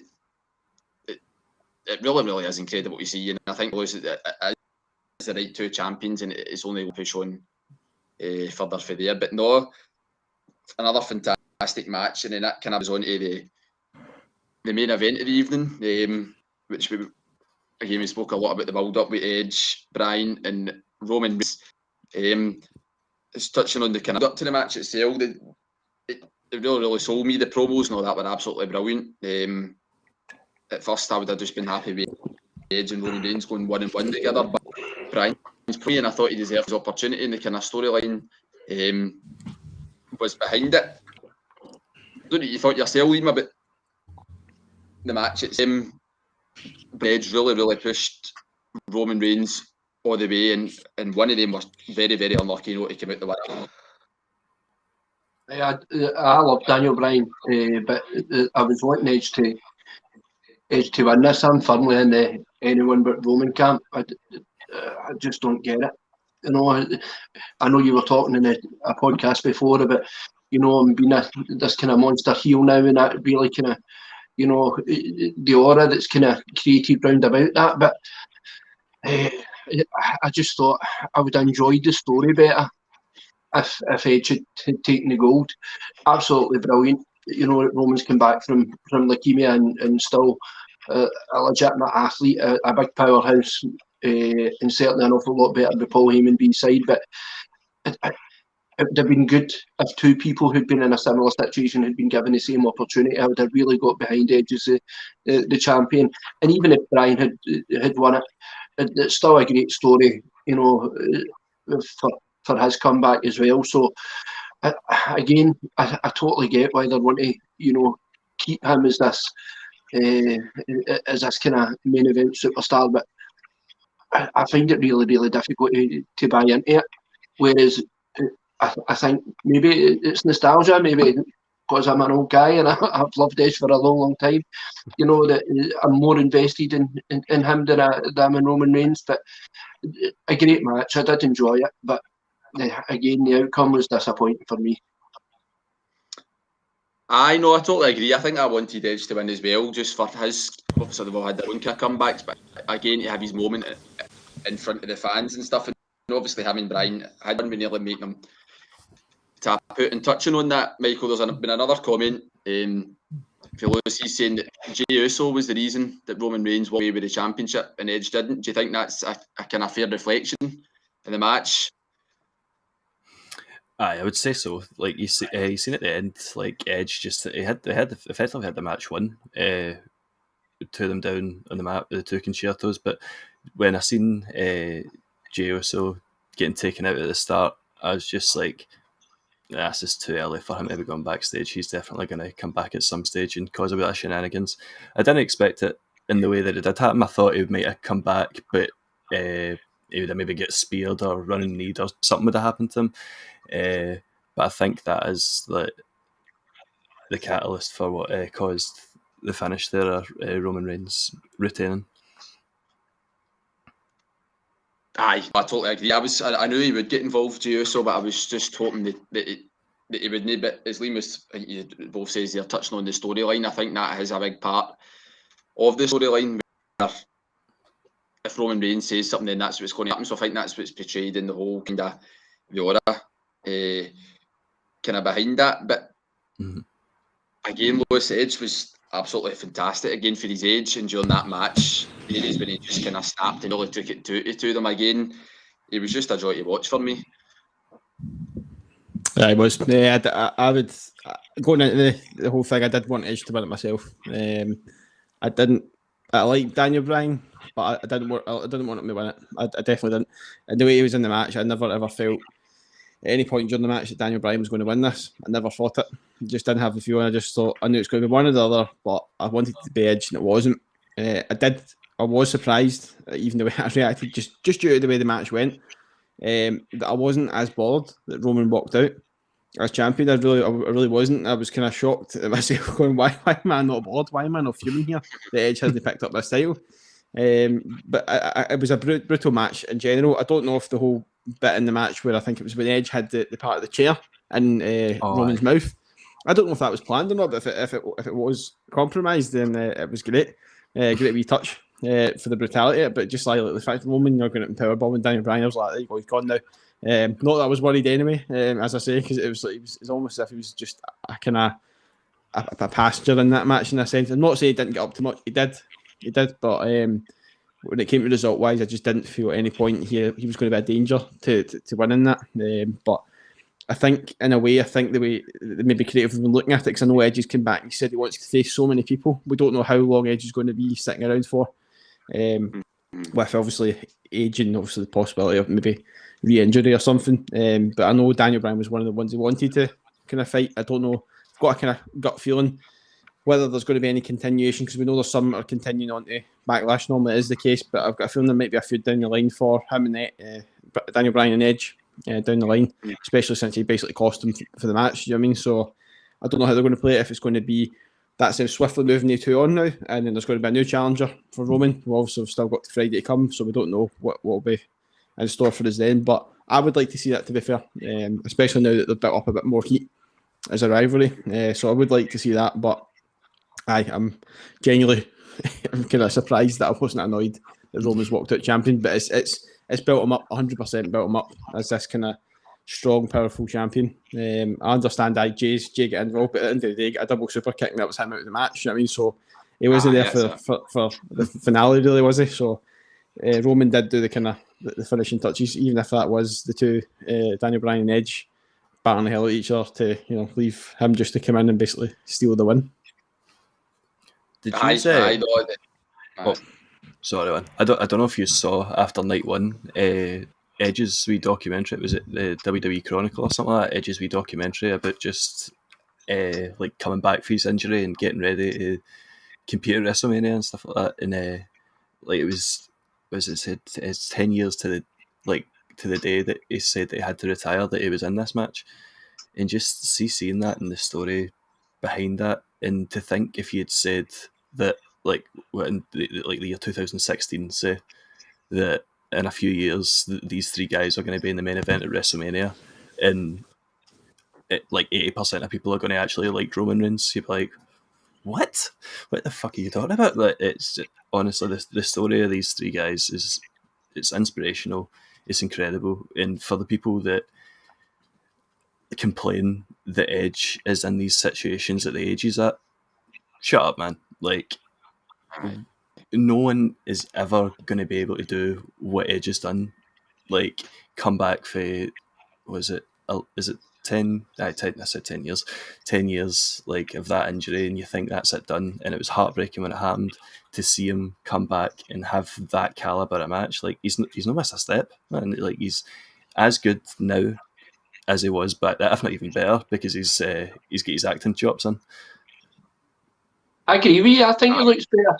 I think he looks in better condition. He looks more toned. Certainly, you know, he's got the puff for it. I agree with you about the acting chops. I always thought he could, you know, sell a good story anyway. I always thought he was pretty believable, but there's no pun intended, definitely an edge about, you know, his character and his performance now. When he had that kind of a wee heel turn there was nothing about it that wasn't believable. You know, and they've tried to push him as the babyface since he started, but that should have been a hard story for him to sell so quickly without any real provocation. You know, but he'd done such a good job of it that I don't think there's anything he can't do. And importantly, I want to see much more of him. You know, I've not been left disappointed, or, you know, there's certainly never cringed at anything he's done since he's come back. He's not been an embarrassment. He's been an absolute credit himself, and I'm definitely, you know, he's definitely piqued my interest. I want to see a lot more of this guy before he goes. I totally agree. And the calibre of match, as you say, like the Royal Rumble, it was just unbelievable, man. The intensity and what he kind of produced the Royal Rumble and stuff. And you know, on the mic, he's the best I've seen on the mic for me. Let's see, he's built up to this match at WrestleMania. I mean, what the guy, the emotion and the belief you can get action is just incredible. And there's so much more for him. And as you said, Mike, he's absolutely right, but he deserves to be in these positions. And that what we're talking about here is that's why he's in these positions, and you can't fault that, and you have it. So again, touching on what Lewis was saying, the winner, you wanted him to win, but he doesn't lose anything from it. Do you know what I mean? He's still loved. He's still going to get all the credits coming out of it and stuff like that. But I do agree with the guy that commented though. I do think it was so fucked up for him, and I'm raging with him. The distraction was enough. No, nobody will tell me it wasn't. He ruined it. Yeah, he's right. But then I suppose that's what you've seen what other superstars have done. Like, even though just Roman Reigns for Jey Uso, like even Edge and Daniel Bryan having matches with him and stuff, like the steel cage and stuff. Like Jey Uso had the push that you'll never have thought, I'd imagine, seen coming in his career. Do you know what I mean? So the three of them have also done that for him, which has been brilliant to see. But the whole match for a main event, it was great. And obviously Roman Reigns coming out and his next challenger will be interesting to see what kind of they go. SmackDown will be brilliant to watch, I think. But Biggie, the two nights in WrestleMania, brilliant. Brilliant. Really was enjoyable. It was great. We're staying up for.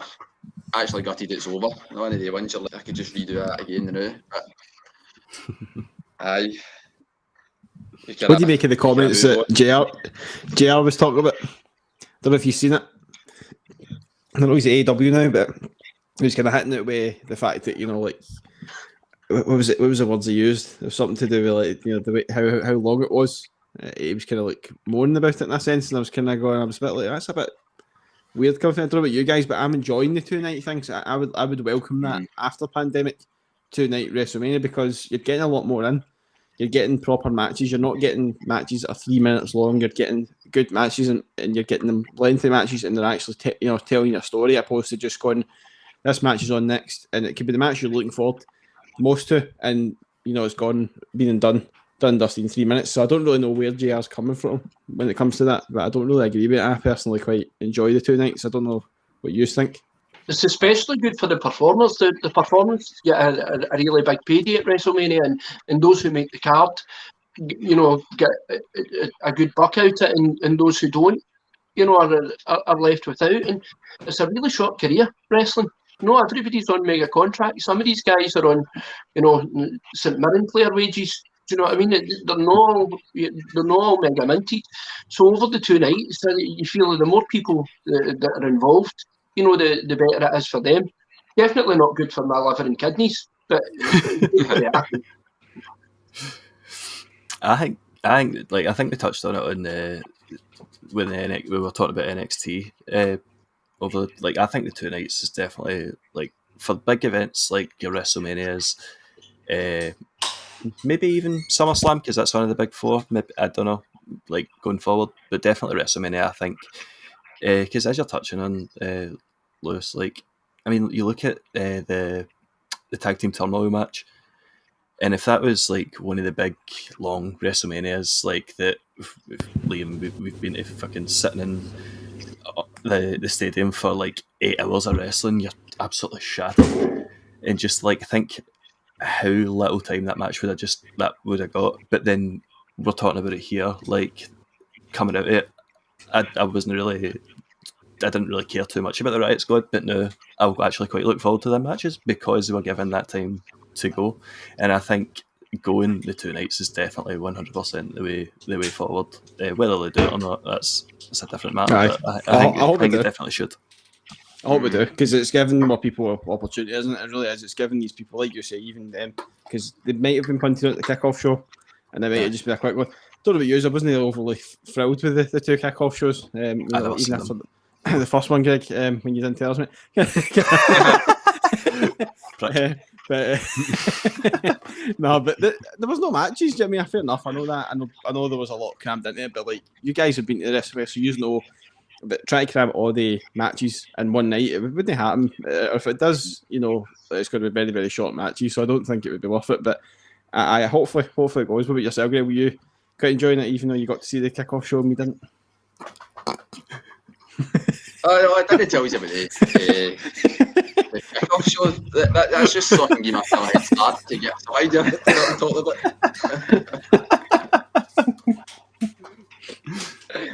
But no, I thought Michael was found up there. I thought the 2 nights are great for me. Like you're saying, it gives every wrestler their own kind of bit of time to show their talent. It gives you more to look forward to as well. Let's see when the end of night 1 had finished, you knew that second night was coming, so you still had that kind of adrenaline and energy for the first night. Do you know what I mean? And then there's other matches to come after that, and especially if you're still trying to regroup with some of the results and you're not too keen on what's happened or whatever, but this superstar's the next night, so I can kind of regroup a wee bit for me and still enjoy it as well. But no, it's definitely the way forward. I think it can be too long. I've never been to a WrestleMania, but I can understand. You're saying Michael, if you are there for that length of time, and you would be tired and stuff. So it gives that kind of more excitement element and the talent for the superstars. But I hope they continue it. I really hope they continue it, and I still no tell you about the kickoff shows.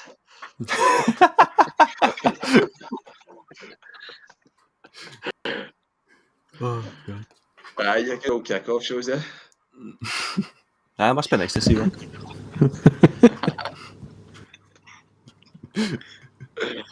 But no, that's WrestleMania. Fantastic. As I say, gutted it's over. Brilliant matches, and as then we kind of moved on to the kind of Raw after Mania. There's always speculation and debates before that. Is there people going to come back? Is there going to be surprises? We'll just kind of talk about some of the kind of key areas. There was a match between Alexander and Benjamin, and we got a wee surprise with the Viking Raiders returning. We have not seen them for a good while. We have been out for injury. Liam, great to see the Viking Raiders back. Brilliant tag team. I love the Viking Raiders, and we noticed went single, I felt, I was going to really miss something out of that tag team, and then the Viking Raiders hadn't been about. And actually, I thought the four of them not competing in the tag team division left a big space. So I'm glad to see them back. I love everything about them. Again, this harks back to nostalgia for me when it was teams like Axe and Smashing and Barbarian and the Warlord and the Powers of Pain, teams like that. I loved all of that, the Road Warriors and stuff, and this feels the same. So yeah, I delighted to see them back and definitely add a bit of weight to the division. I totally agree. It's fantastic to see them back. And during the match, Michael, it's as if they'd never been away for me. I mean, they were that still impressive. They still bounced off each other. You wouldn't know that they were kind of just back there for a long time. Aye, 100%. Is it Ivar? No, what's the Leonard Baldier one's name? I always get the two of them mixed up. Is it Eric? That knee that Eric, the knee that he does is fucking lethal, man. The only thing that I would say about the match is that as much as it was great to see them back, and I love them as a tag team, and as Liam was saying, it does bring weight back to the tag team division. Why did they need to go against Shelton Benjamin and Cedric Alexander, man? Like, I feel so bad for them. And like, as I was saying earlier on, like I was listening to a couple of interviews of the wrestlers after WrestleMania, and one of them was Bobby Lashley, like out of character, talking about it, and he got asked about the Hurt Business and like why it happened. And he's like, I don't know, but it hurt my heart. And like that faction had so much potential, and when you've seen the gold on all of them, that like they look legit, and to take that away and then to kind of job them out essentially to the Viking Raiders, as I said, as good as it is to see them back, I feel like it could have been another tag team that, like, you hadn't just broke away for a stable that now kind of needs something to almost justify breaking them up. And just like, I mean, we might talk about it later on, but just to see what then happened with the Hurt Business from that, it's just, it doesn't make sense to me. It really doesn't. No, it doesn't. I totally agree with it. It doesn't make sense. I mean, I think we'd kind of spoke about in previous podcasts about the Hurt Business that there were going to be a twist and they were going to get pulled back together, and that's what we were kind of hoping for. But then that just it never happened. As you say, I was just as surprised as well. I mean, they were all the Viking Raiders before. They're two great athletes. Do you know what I mean? They should be competing with the best. But for people who's just been out for months to break up their team so good, do you know what I mean? It's not really realistic in a sense that it's the Viking Raiders that's going to kind of come out on top of that one. Do you think we'll get an opportunity for tag team gold, the Viking Raiders, Liam? Do you think that's where they could go? I think you won so convincingly that must be what they're setting them up for. I don't think anybody should be squashing Shelton Benjamin. So where else are they going to go? What was the purpose of that? If that's not where it leads to. There's nothing much about the Hurt Business getting broken up that makes sense. It makes you wonder if there's something politically going on behind the scenes, something that we maybe don't know about, because it's such an irrational thing to do that, with the knowledge I have, I certainly don't get it. I don't understand why they're doing it. And then to crush them like that against the Viking Raiders, the only conclusion you can draw is that they must be due for a big push then. 100%, and as Michael was saying about the Hurt Business as well, we're probably going to talk about, like, you just wonder, because obviously it's not just like MVP and Lashley, but every kind of turn it seems as if MVP's going out his way to help Lashley. Do you know what I mean? And Lashley doesn't really need it either. That's what Cedric Alexander and Medwin were there for. But as we're going to talk about, you just wonder, but what is the kind of point then? Because Lashley's meant to be the toughest one. Do you know what I mean? He's the champion. He's the monster. He's the beast. But MVP still, I don't know, is MVP still lacking belief in him or something, even though he's got him to the top? But it's just, it's all a bit confusing for me. Because Lashley had I never seen Oro, but Lashley had a match as well, if I'm right in saying, didn't he? I right at the start, he had a match with Riddle, and then he went home.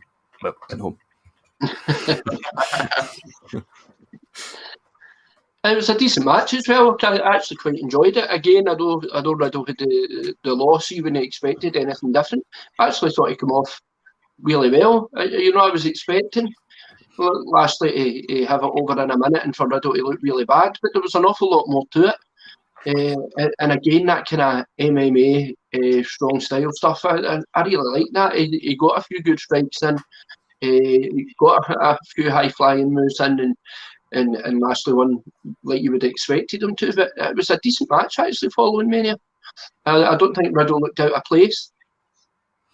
I quite like the start of Raw as well. Like, it wasn't just your usual somebody comes out and cuts a promo, somebody interrupts them, that'll lead to the main event. Like, it was a wee bit different. Like, I quite liked Riddle in his backstage segment, just annoying the fuck out of Lashley, and he's like, "Fine, I'll fight you if you really want it that bad." I do like that because it's like, as you say, it's just like annoyance to the champion. Do you know what I mean? It's as if he's just like, I just want to pure annoy you, and I'll stick about and do that and get my wee opportunity in there. But I did see that match as well, and I thought it was good that just for Riddle, for the war that the two of them had been through the night before as well. Do you know what I mean? As Liam says, it was a good match. And Lashley kind of picked up the win for there. As I say, I've never seen Oiro. Another wee bit I did see was the return of Charlotte Flair. What did you kind of make before we kind of speak about what happened later? What did you think of her speech, Liam, when she came out? Quite angry. Yeah, it was a side I quite like to see, and it certainly follows the kind of real life backstory of what she's been through in the past couple of months. I prefer her as the heel. I want her to be the baddie. She's believable. The same with her dad. I loved it when Rick was a proper heel. Definitely believable, and she's got her dad's DNA running through her. I'm glad that's the way it's going. Leading up to potentially what we were talking about, an interesting storyline with her and Rhea Ripley. Looking forward to seeing that. Where that leaves Asuka, where that storyline's going to go, I don't know. But this was one of the few times where I was glad the match was interrupted, because she's relevant, Charlotte Flair. She should be given a role in what's going on just now. So that was definitely welcome for me. Did you like that kind of side to her as well, Michael? That when obviously Asuka and Ripley were fighting for the championship again, that then she did come out and attack them? To be honest, no, I didn't like that. But I did quite like a promo before it. Like, because before I've never really been that big a fan of Charlotte Flair's character. Like, her in-ring work, like, there's no denying how good she is. Like a triple threat match at WrestleMania with is it Sasha Banks and Becky Lynch. I thought that was one of the best matches on that night, and I thought she looked amazing in it. But there's always been that kind of like, what is she? Like, I watch What Culture, and they had this wee thing like every week. Like, it was like what's the word I'm looking for? Like a roulette board kind of thing, but it had like face and heel. What is she this week? Because like you couldn't really tell. But this week coming out and saying like about why she couldn't make it WrestleMania, it wasn't my fault. Like, you can kind of, she's a justifiable heel now, I think, and you actually know what direction she's going in. But with the match itself, I feel that WWE does so many like shenanigan-y finishes. It's just like they kind of lose their appeal after a while, and especially that match. Like, I feel that Asuka and Rhea Ripley had an amazing match at WrestleMania, and like when that graphic popped up that they were going to have the rematch, I was like, yes, I'm buzzing to see this again. And I feel like if Rhea Ripley got the win again, that's it. That's her cemented. She is the dominant champion to look out for. But then just to have another disqualification finish, like we do so many times in WWE, like, I get you need to tie Charlotte into the story in some way, but I feel like it could have been done better. I know that. I've always been a big fan of Charlotte, even when the day she was getting a lot of criticism for how many belts she was getting and everything else. I think she's not just a great talent in herself, but how good she is at bringing the best out of other competitors. So see her being in certain matches, I think that's the reason. I think sometimes, for me personally, people misinterpret why she's there, that she's always going to win the belt. Sometimes she hasn't. So but the promo was great as well. I've seen that side to her. That was a kind of frustration side, that I'm that good that I should have been at WrestleMania and I need to be involved in these matches. So I did really kind of like that a wee question. Just before we go to the question, Lewis, we were just speaking there about the Viking Raiders return, and then what you kind of think of the Viking Raiders, and then also Charlotte Flair's speech as well. Charlotte, it was interesting to see her come back, especially after all the craziness outside it, because we don't really know what the ins and outs of what was going on with the outside world in regards to whether she had COVID or whether she was pregnant or what it was. Who knows? So it was quite good to see her come back in the sense of a high caliber kind of performer. So I would take it in that sense. But obviously to see her come back and face maybe like I think Rhea would be good to get that one out of the way. But in regards to the tag team return, I was overjoyed to see them back. I thought it was brilliant. I found it a bit fishy, obviously, when Eric returned to the match at the SmackDown, wasn't it, before WrestleMania? I found that quite interesting. He returned to that, and there was no sign of Ivor, because as far as I remember, I don't know if Ivor actually was injured, but they were kind of playing it during Raw that Cedric was going, how's your neck? So I don't really know if like that's a genuine thing, or if maybe he was out injured coincidentally at the same time as he's away off on paternity. I don't know, but I love them. I thought they were great. I loved the whole kind of matches they had with Street Profits, and it was like the whole ninja stuff and that. And that's a bit ridiculous, but it was quite funny. And I think they're maybe going to potentially pull off a nice tag team kind of thing at WrestleMania at some point, maybe with the Street Profits. Like a potential for something big like that. They two are brilliant. They bounce off each other like a comedic duo, except it's a comedic quadruple. But kind of, I would go with that. I quite like them coming back, and I think it's hopefully going to bring some life back to it. And I would like to see another man come back, and we can get rid of Jay with Roman, bring the Usos back, because I love the Usos. I thought they were great, especially when they're face, babyface, sorry, but they could equally play a good heel tag team as well. So I really hope this men's division is going to get a bit of kick up the arse and start moving. But I was quite impressed with Shelton Benjamin and Cedric, though. They were quite good together. They worked quite well together, but we'll talk about what happened with another tag team later on. Speaking about we were confused. Aye, well, can I go on? Can I speak?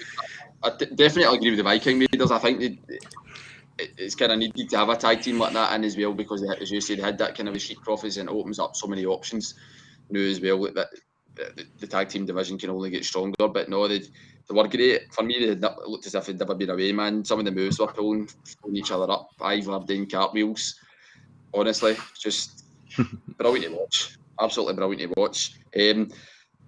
Also in Raw as well, going to the question here, we'll kind of touch on, as we've seen, Alexa Bliss's another brilliant promo, which kind of continued on this storyline that we kind of spoke about at WrestleMania. But as you can see, the question there, Bray Wyatt returned as at the end for the feed. Could be the case. Slima. He's gone. The Fiends took over Liam.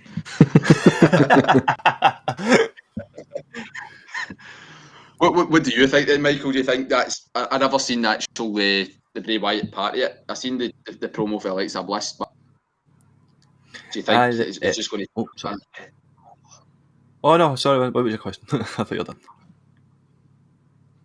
I know, just if it's going to be more focused on Bray Wyatt then, other than the Fiend. I mean, I've seen an interesting theory that Aleister Black could be involved in some way, which I would be all here for. I think that'd be like, I don't know who you could put Bray Wyatt with, like coming out of this story with Randy Orton. I and if Alistair Black, I mean, he has got that kind of dark side to him. I would quite like to see him involved in some way. But I think Bray Wyatt is such a good character. Like, no matter what they do with him, like, he's going to knock out the park. I hope it stays like kind of as it is, that, you know, he's still got the Firefly Funhouse segments, as well as the Fiend when, you know, shit hits the fan and he needs to get real. Oh, no, definitely. I totally agree. I like that kind of element side to the storyline as well, and it just continues to get more fascinating. Alexa Bliss's new wee friend, Lewis, she's got to say, she's pretty cute. It's another weird creature that they're bringing in, isn't it? And the fact that the way the mouth moved was especially creepy. I honestly, it's bizarre, but it's good. It plays along with the whole vibe that kind of they're giving off. Do you know what I mean? It kind of adds up to, like, you know, the Bray Wyatt in the Funhouse. Obviously, with that segment, him being all the happy-go-lucky Bray Wyatt that we're used to seeing every so often. Even though I felt there was a lot of F-bombs dropped in that, yeah, the wee bleats. That one I thought was interesting for that. I know it's maybe not the best thing, but I mean, obviously my wee girl, when she hears that Firefly Funhouse tune come on, she's like that. She's pure watching that. I'm going like, should I turn this off? I don't know, because I don't know what he's going to pull out, honestly. Luckily, most of the time it's the happy stuff. It's kind of just like, oh, you know, the happy-go-lucky guy. But thankfully, she's not seen any of the creepy stuff. But I'm like, thank God she's not for WrestleMania seen the real creepy stuff. But but that's Errol's scary shit. I think that's what it's going to be. But I thought it was it's an interesting addition, that's for sure.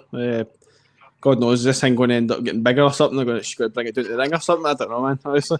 It's got a human-sized doll or something. I don't know. And Lee, what was probably another brilliant, I think we kind of touched on top of WrestleMania, another brilliant promo for Alexa Bliss, and some of her words were, again, quite unique. We'll know Alexa Bliss's mind. Oh, there you go, Liam, that's you told, mate. I think Lewis would probably know me well enough to know that he can have her.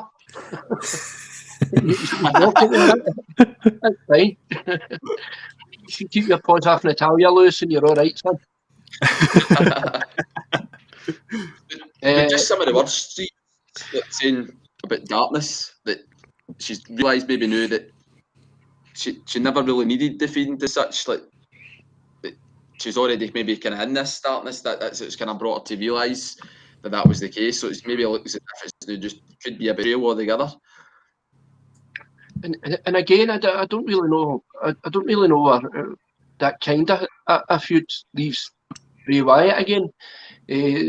Lewis, his question was about, is that the end for the Fiend? I don't know. I hope not. I think it's a great character. What worries me about it is that Finn Balor was so over with the demon character, and they had no problem getting rid of that. You know, so God knows what they're doing with a storyline. I still can't for the life of me figure out, you know, what they're doing. Her promo again was brilliant. She's top class. Fascinating to watch this creepy wee doll thing. You know, we'll see where she goes with that. Nothing is really tying up yet for me with the whole Sister Abigail and the Wyatt family thing and the Fiend getting burned and coming back for life. There's nothing congruent about this. It's all over the place. So I hope that they find a way, you know, to bring it all together. Is Alexa Bliss then going to be the puppet master for the Fiend? But if she's able to do that, where does that leave Bray Wyatt in the Firefly Funhouse? It's bonkers. It's mental. I can't really make any sense of it at all. I would personally like to see them go off their separate ways. Don't know about you guys. I think it'd be quite interesting to see Alexa Bliss as this demon side, and you know, a first for the women's side to kind of see like a Kane-like. To be fair, not built wise, but demonic wise. You know what I mean? It'd be quite interesting. I don't know. You could put them up against the end. Do you know what I mean? But if there's that kind of antics going on, where it's the whole kind of lights going off and whatever else, and the female one, it's definitely going to drag even more attention towards the women. So if there's like, you know, that kind of cohabiting where they're both going to end up going their separate ways, but both still being the whole kind of demonic kind of thing, I think it would be quite good. But I think a promo was interesting. The comment she said was females are supposed to be like the stronger of the two. Aye, more dominant in the species. Aye. So whether we believe that, I don't know. But to be fair, let's be honest, Lewis. All is for fear of our noise. We all know. That's true. You get scared if you get scared you're running. But that's it as well. There you go, mate. Sorry, no, I've heard rumours as well. I don't believe it now because after seeing this promo, but before that promo, there was a lot of things saying that they've done this to take Alexa Bliss away from this storyline altogether. Like it could be the end. Do you know what I mean? To kind of, she's no this kind of demonic possessed thing anymore, and that it's going to move on to somewhere else. I think that's not going to be the case. But I've heard people talking about, is that the line they're kind of trying to get down? But I think that promo kind of confirmed that there's still a lot more that's going to come of it. But I would like to see what you were saying, like the two of them going their separate ways and being totally different. That would be quite a fascinating outlook to have. But yeah, it's crazy. Did you mention something about being able to control it or something like that? Because that'd be kind of like you were mentioning about, but Liam was mentioning about Finn Balor. That'd be kind of cool if she could be regular Alexa Bliss, but when it needs it, she can become Demon Alexa Bliss. I think that'd be quite maybe an interesting way to go about it. I did kind of sound like she was saying she's kind of found that within her, like as if she's Alexa Bliss within her, obviously this demonic kind of body, but it's as if she's found out how to harness it and what direction she wants to go. So as if like she's trying to say, you know, the Fiend's kind of taking over her has backfired. So it's kind of like a horror movie type thing, isn't it? Kind of way that like you fight back against the demons or something. Do you know what I mean? It's kind of like, you know, possessing you or something. It's like you're supposed to go within them or whatever it was. But that's what it was like. So maybe I think you're right. To be fair, I think she's maybe going in that direction where she's found it. And if it goes the way of a Kane storyline, it could be fascinating. It could be legitimately interesting. But we're in danger of straying into Papa Shango territory at the minute. What a guy.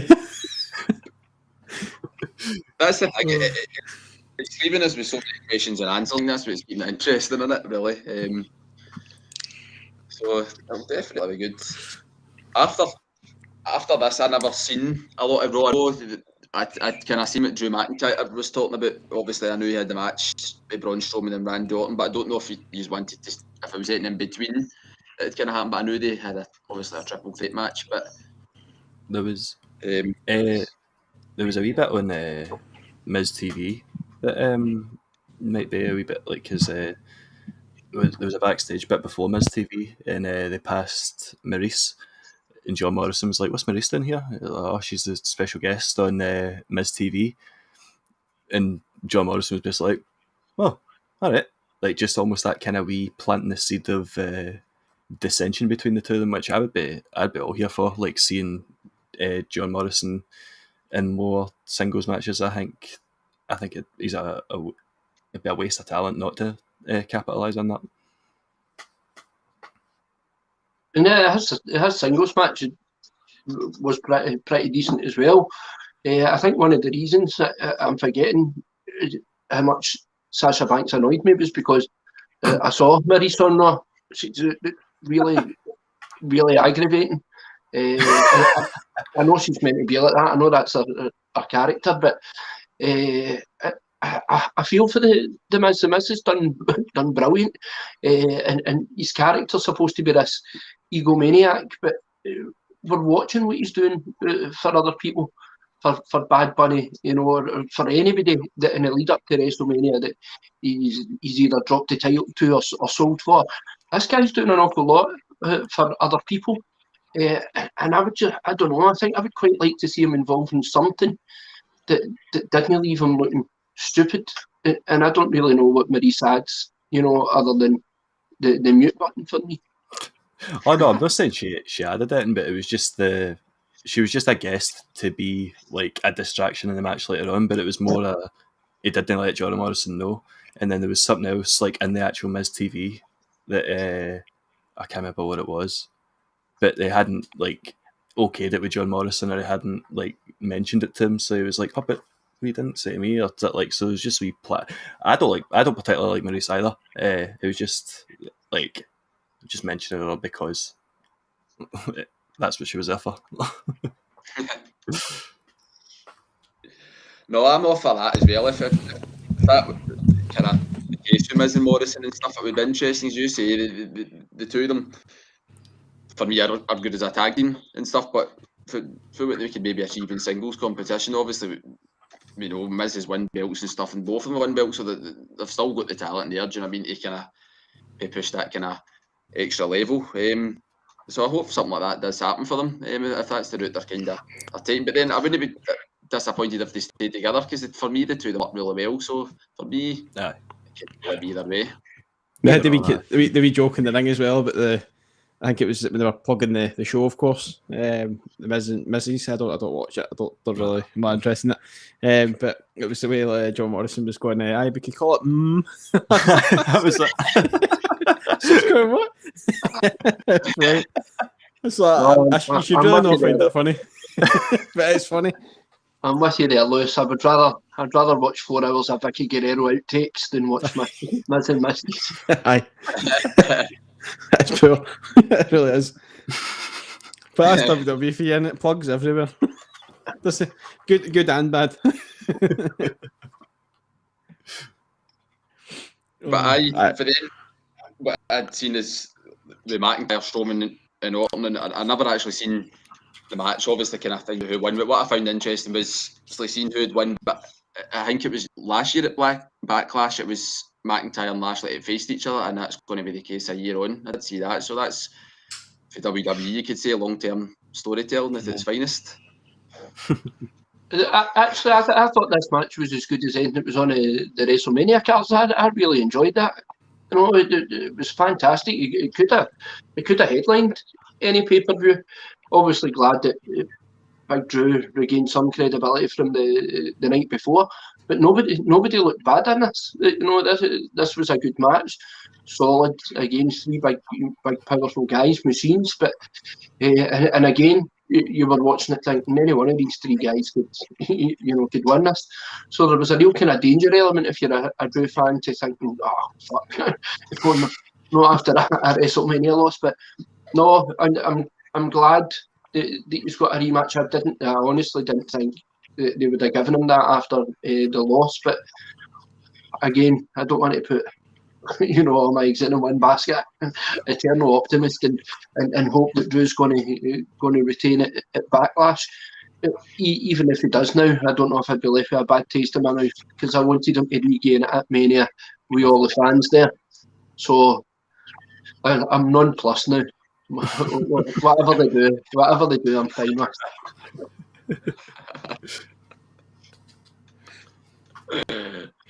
But again, I never saw the match, but you touched on, Lewis, about Braun Strowman obviously picking up the shape man and Mary was going to go for there. So it's kind of good then to see him in that kind of picture and that level of match, what it could mean. Aye, like Liam says, it kind of, you did have that thought that if any 3 of them could win. We know Drew doesn't have an automatic rematch or anything, because obviously he's already that was his rematch at WrestleMania. So we knew there was that risk. This could be him, and he needed to get it done. And having Braun and Randy Orton, 2 strong performers, and the fact that they both pulled off wins at WrestleMania, it kind of put you in that stead where you're thinking, is there a chance here? This is him done. Is there a chance this is him out of the title picture altogether? And then, of course, Braun Strowman, thank the heavens that that train noise is gone. Oh, I know. I thought I accidentally turned the sound bar off or something. I really did. I thought I turned it off. And I was like, clearly it's still happening. But no, nothing. No focus on him. So I was like, there was no focus on him doing the whole thing like that. It was just him running around, and it passes off better. Just him absolutely flattening somebody without a noise. I agree with the entrance thing. I don't know about you, but I love that entrance at WrestleMania. The way the smoke travelled right down that ramp for it being an outdoor event as well. I thought it was fantastic. Then you can play your horn, fair enough, but no during a match. WWE have maybe listened, hopefully. And that's the scary thing, Lewis. You know, we need to be careful. We're 4 Scottish guys drunk half the time, talking shite for the other half, Actually, there's a big responsibility here. You know, people that are listening in creative are obviously paying attention to what Michael was saying last week. So maybe give us food for thought for the future. Maybe be a bit more careful about our communication. And if they are listening in, I will burn Connecticut down if Natalia Duffy won a title this year. So I hope they're listening into that.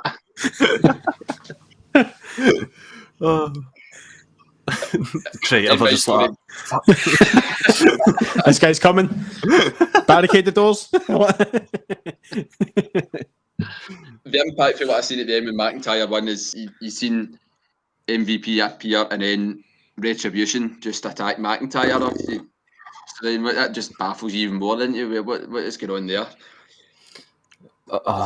See if they've disbanded the Hurt Business to draft these gonks in to build them up when the Hurt Business were already over. Somebody's needing a slap somewhere. 100%. Like, see to think that Mustafa Ali wasn't on. Was he in the Battle Royal and SmackDown before it? Because wasn't he on the WrestleMania card at all? Wasn't he on this Raw after WrestleMania? And there has been absolutely no. I remember that I'd seen him in the Memorial Battle Royal. There was one wee tiny payoff where they look at each other, and I can't mind if one of them gets an elimination. That's how forgettable that payoff was to the Retribution story angle. Like, why split up? We spoke about this earlier on. Why split up a dominant tag team? A dominant faction like the Hurt Business. Just to even two.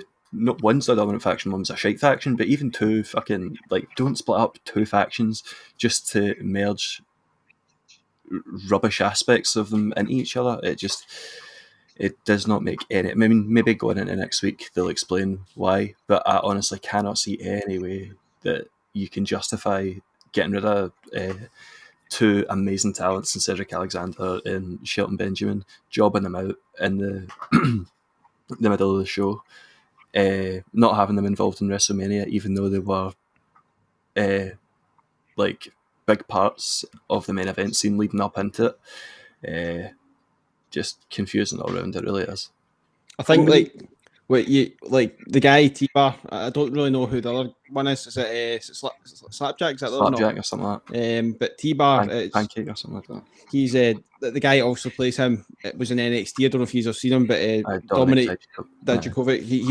He's some performer. Do you know what I mean? See the feuds he had in NXT with Keith Lee and stuff like that. They were fantastic. And he is a very good wrestler. But I just don't know why. I don't know why they played him like that. I kind of was questioning it when Retribution first showed up, but you kind of had the hope that this faction was going to go somewhere with all the chaos going on, the cameras moving a bit mad and all that and everything, constantly week after week. And we spoke about it for how long, I don't know. They were just like, where are they going with this? Where are they going with this? And it has ended at a dead end, absolutely nothing. But it's a shame for people like him, Mia Yim as well. Talents are getting wasted on this whole kind of faction that's just, as you say, came to nothing. To touch on what you're saying about maybe what they might mention next week, they might maybe say well, we can make you better. Do you know what I mean? That's what they're kind of going to coach them to be better, but is it going to really believable? I don't think so. I think they've ruined it. They've absolutely gubbed it. Yeah. And then you watch AEW, promoting the Pinnacle, and within a fortnight, Chris Jericho's managed to do an epic promo that solidified a faction that they've only just invented. And people are already waiting for the legs on this story, and they've just done it so much better out of nothing. Created, this believable faction. I know there's faction that they're not over there, and there's loads of them, but they do really well, and it's a shame, in WWE, because there are really talented in-ring performers there that could benefit from what a faction brings. And at AEW, some of the less experienced guys are getting the benefit of folk like a Tully Blanchard, like a Chris Jericho, and it's really helping their development. But it's crushing the guys that were in Retribution, and for guys like Shelton Benjamin and Cedric Alexander, who weren't really getting that much exposure. MVP was able to build that as part of the Hurt Business, and it's been destroyed for a reason that's beyond me. I totally agree with what you're saying about the whole kind of factions in AEW as well. There's people who complain about that, but I quite enjoy it. I'm assuming you're the same, but I enjoy the faction side of things, like and how chaotic AEW is. Yeah, I've seen somebody's comment on about that, and they were saying how there's too many and blah blah blah and whatever else. But see that one where obviously Jericho showed up at the doors while MJF was inside the room, and it's just led to that absolute carnage with him getting his head sticked in the toilet and all. And I was like, this is amazing. Absolutely amazing. This is the stuff you want to see. And see, I don't think WWE could maybe mirror that because they're just they don't seem very experienced when it comes to that anymore. It seems like they've lost that touch when it comes to that. So they could be taking Jericho. Maybe it's Austin's maybe took a wee words of advice maybe to give them the kind of hints at that, but they're too late for retribution anyway. So I don't know. I'd like to think maybe they're just going to bring Dominic back up as himself. I don't know if they're going to point him back down to NXT, but who knows? Who knows? Honestly, man. I totally agree. See, with retribution and stuff as well. Obviously, you've seen the scenes where we're going to SmackDown and Raw and turned up everything. For me, right away, that kind of went on too long. I don't know what it was. Like, for I could be personal, but you're just kind of seeing the same sort of thing, and for how quickly they were getting beat as well. Do you know what I mean? That just shouldn't really just happen in a group like that as well. It's not really kind of built up. But I definitely got what you're saying with the factions in WWE. There's a good benefit to that. To be in that kind of group to help them improve, but as you say, the WWE just don't seem to be kind of with that level. But I think Michael touched on with Mustafa Ali. I mean, he's getting totally ruined, man. He's one of the best. For me to be put into a group like that and not take it anywhere when you really should be at WrestleManias and headlining pay-per-views and stuff, and it's just not happened, and they've just continually make it worse. You thought it couldn't get any worse, and then after that, at Raw, it just kind of went off. It's just got even worse. What you wanted to Creative went, oh, you think it can get worse? Hold my beer. Aye. But no, I thought Raw, from what I seen, it was a good show after Mania. You know what I mean? You always kind of see what goes on, but the whole show was actually pretty decent. Sorry, see what you're just talking about AEW there. I don't know if you've watched Jericho on Stone Cold's podcast. Do you think? I mean, I've not watched a great deal of AEW, but do you think with that maybe could see like WWE and AEW working together? Isn't it? I doubt it. It's an interesting point. I would love to kind of think that it would do something like a WCW and WWE kind of invasion style thing, but I don't see it happening. But at the same time, the idea does interest me, does excite me. You could see people coming back. Do you know what I mean? But from that whole Stone Cold thing, I thought it was brilliant. The fact that they were able to just talk about absolutely everything. Obviously, that's just fans' fault, to be honest. I don't think that's anything to do with AEW and WWE. Obviously, they're in competition to a degree, but at the end of the day, they'll still stand side by side, regardless of whether you look at one company better than the other. But I think, like, when it comes to the talents, they're both equally good. I don't know how they would bring up something like that, do you know what I mean? But there's plenty of WWE X talent that could easily have a reason to invade WWE and vice versa, do you know what I mean? So I wouldn't say no to it if it was something that happened. I wouldn't be complaining. But I love the fact that it was allowed, that they were allowed to talk, and the fact that it was made out to be something forbidden when it's not really forbidden. It was just the fact that it's never actually came up. But it was what a documentary. That was one of his best ones, I think. And just them celebrating Jericho's career was great as well. Speaking about all his matches and stuff and his promos and how old that list thing is, it's like that's developed over a long time that nobody really realises. I mean, I personally didn't, because it showed you that old clip where I think he was rhyming out wrestling moves, so you can do that. and then during the break, when it's went to commercial break, he's sitting slagging the hell out of the crowd. Fans. You know what I mean? Just going, he's saying your team's crap, and he goes back on air, boom, there you go. And I think that's absolute genius. The guy's honestly, he's so smart, it's brilliant, and I would love to see him back. I'd love to see Jericho back in WWE, but unfortunately, I don't know if it's going to happen. Unfortunately, but at least you can watch AEW. That's the main thing, and AEW is gay. And we can't deny it. I mean, we're all open, I think, when it comes to this. Everybody on this podcast, we're all quite happy to watch AEW. We're not these type of fans that are, I think, considered as it marks are called or something. We are just one brand or whatever, or one company. But I don't know about yourself. What about yourself, Greg? Would you maybe say, would you take an invasion, or do you think would you not like it? No, I think I would. I definitely think I would. I think it would definitely quite refreshing to see. Do you know what I mean? I think it's maybe needed to boost some people. I think with a lot of the superstars, it is kind of underused, and they have maybe kind of ran out of ideas, or maybe not ran out of ideas, but creating ideas, but it's not suited to them, and it's totally ruined people. Whereas fans are really, really struggling to like them and recover down the line. So I think it definitely takes maybe somebody like that to then come in and go, right, maybe try this, something different. Here we go, and the chances are it's going to work, because with WWE, it seems to be they have kind of lost a wee bit of idea. I mean, I think or sometimes it's a wee bit more last minute. So it's like, we've tried this, we don't think that's working, so we'll come up with this, and the whole idea is just kind of ready to pop. But no, I would definitely welcome it. I think that it's certainly was needed. And as you say, with so many different wrestling shows each night, you get to kind of watch different brands and see, and then what could maybe work if there was something like that would happen. So no, I would be definitely all for it. I think, aye. You've got to give WWE kudos though. There is storylines they have done quite well, to be fair. Oh, definitely. I know we're obviously, but that's just life in it, and wrestling fan life in it. You're going to be critique of certain things. You two and me are not going to all like the same thing. Some of us are going to dislike things like practically since we started. You don't like Bad Bunny, Greg, and I love it. So there's things like that. Do you know what I mean? Silly things like that, and then there's the serious things. The wrestlers that are there full time and everything. We're all going to have different opinions, but at the end of the day, if everybody liked the same thing, everybody disliked the same thing, it's going to be boring. It's not going to be a good product. Do you know what I mean? So sometimes maybe they have to take the risks, but I guess sometimes they really should be looking at it going, is this too late to fire this storyline in? Is it too kind of similar to something we've just done or something like that? Do you know what I mean? But the fact that you think of how long wrestling has been about, and the fact that they're still coming up with fresh content that isn't always the same as something 3 years ago, or if it's not something in the same era as yourself, you know what I mean, where you you've seen something in that in your lifetime, or even just since you started watching wrestling. Do you know what I mean? You can go back as far as, say, you went 60, 70 years ago. Do you know what I mean? You could try and drag some sort of storyline from then, and we're not going to have a clue about it, because it's that, it's just that kind of the way it works. But dare I say it, I don't know how many storylines that you'd be able to drag for 60, 70 years ago that would captivate a crowd. You wouldn't have any Fiend stuff anyway. No. But no, I think how cancelled wrestlers did yet. I was kind of waiting for Liam to come back in there to see kind of doing that, and then just to end it, but I don't know.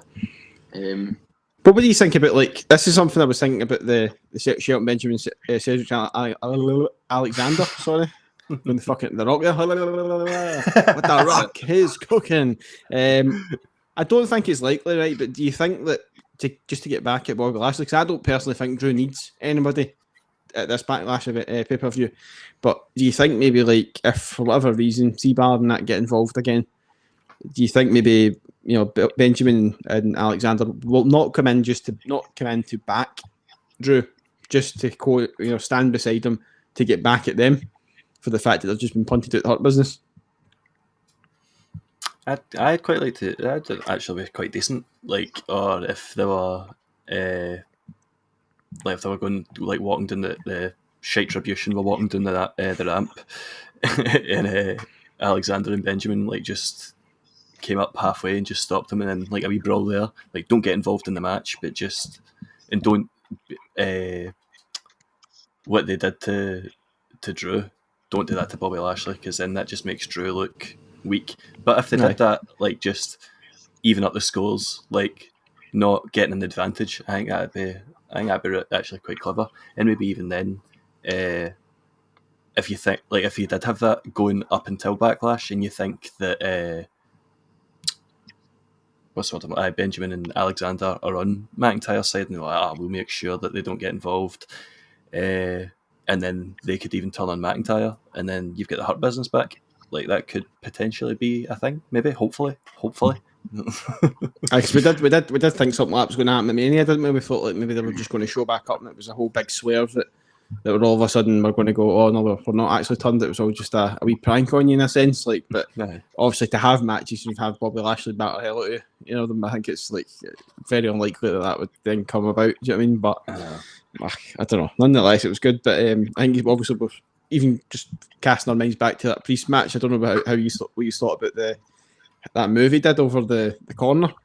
Dive he did. That was brilliant. That was something I forgot to say.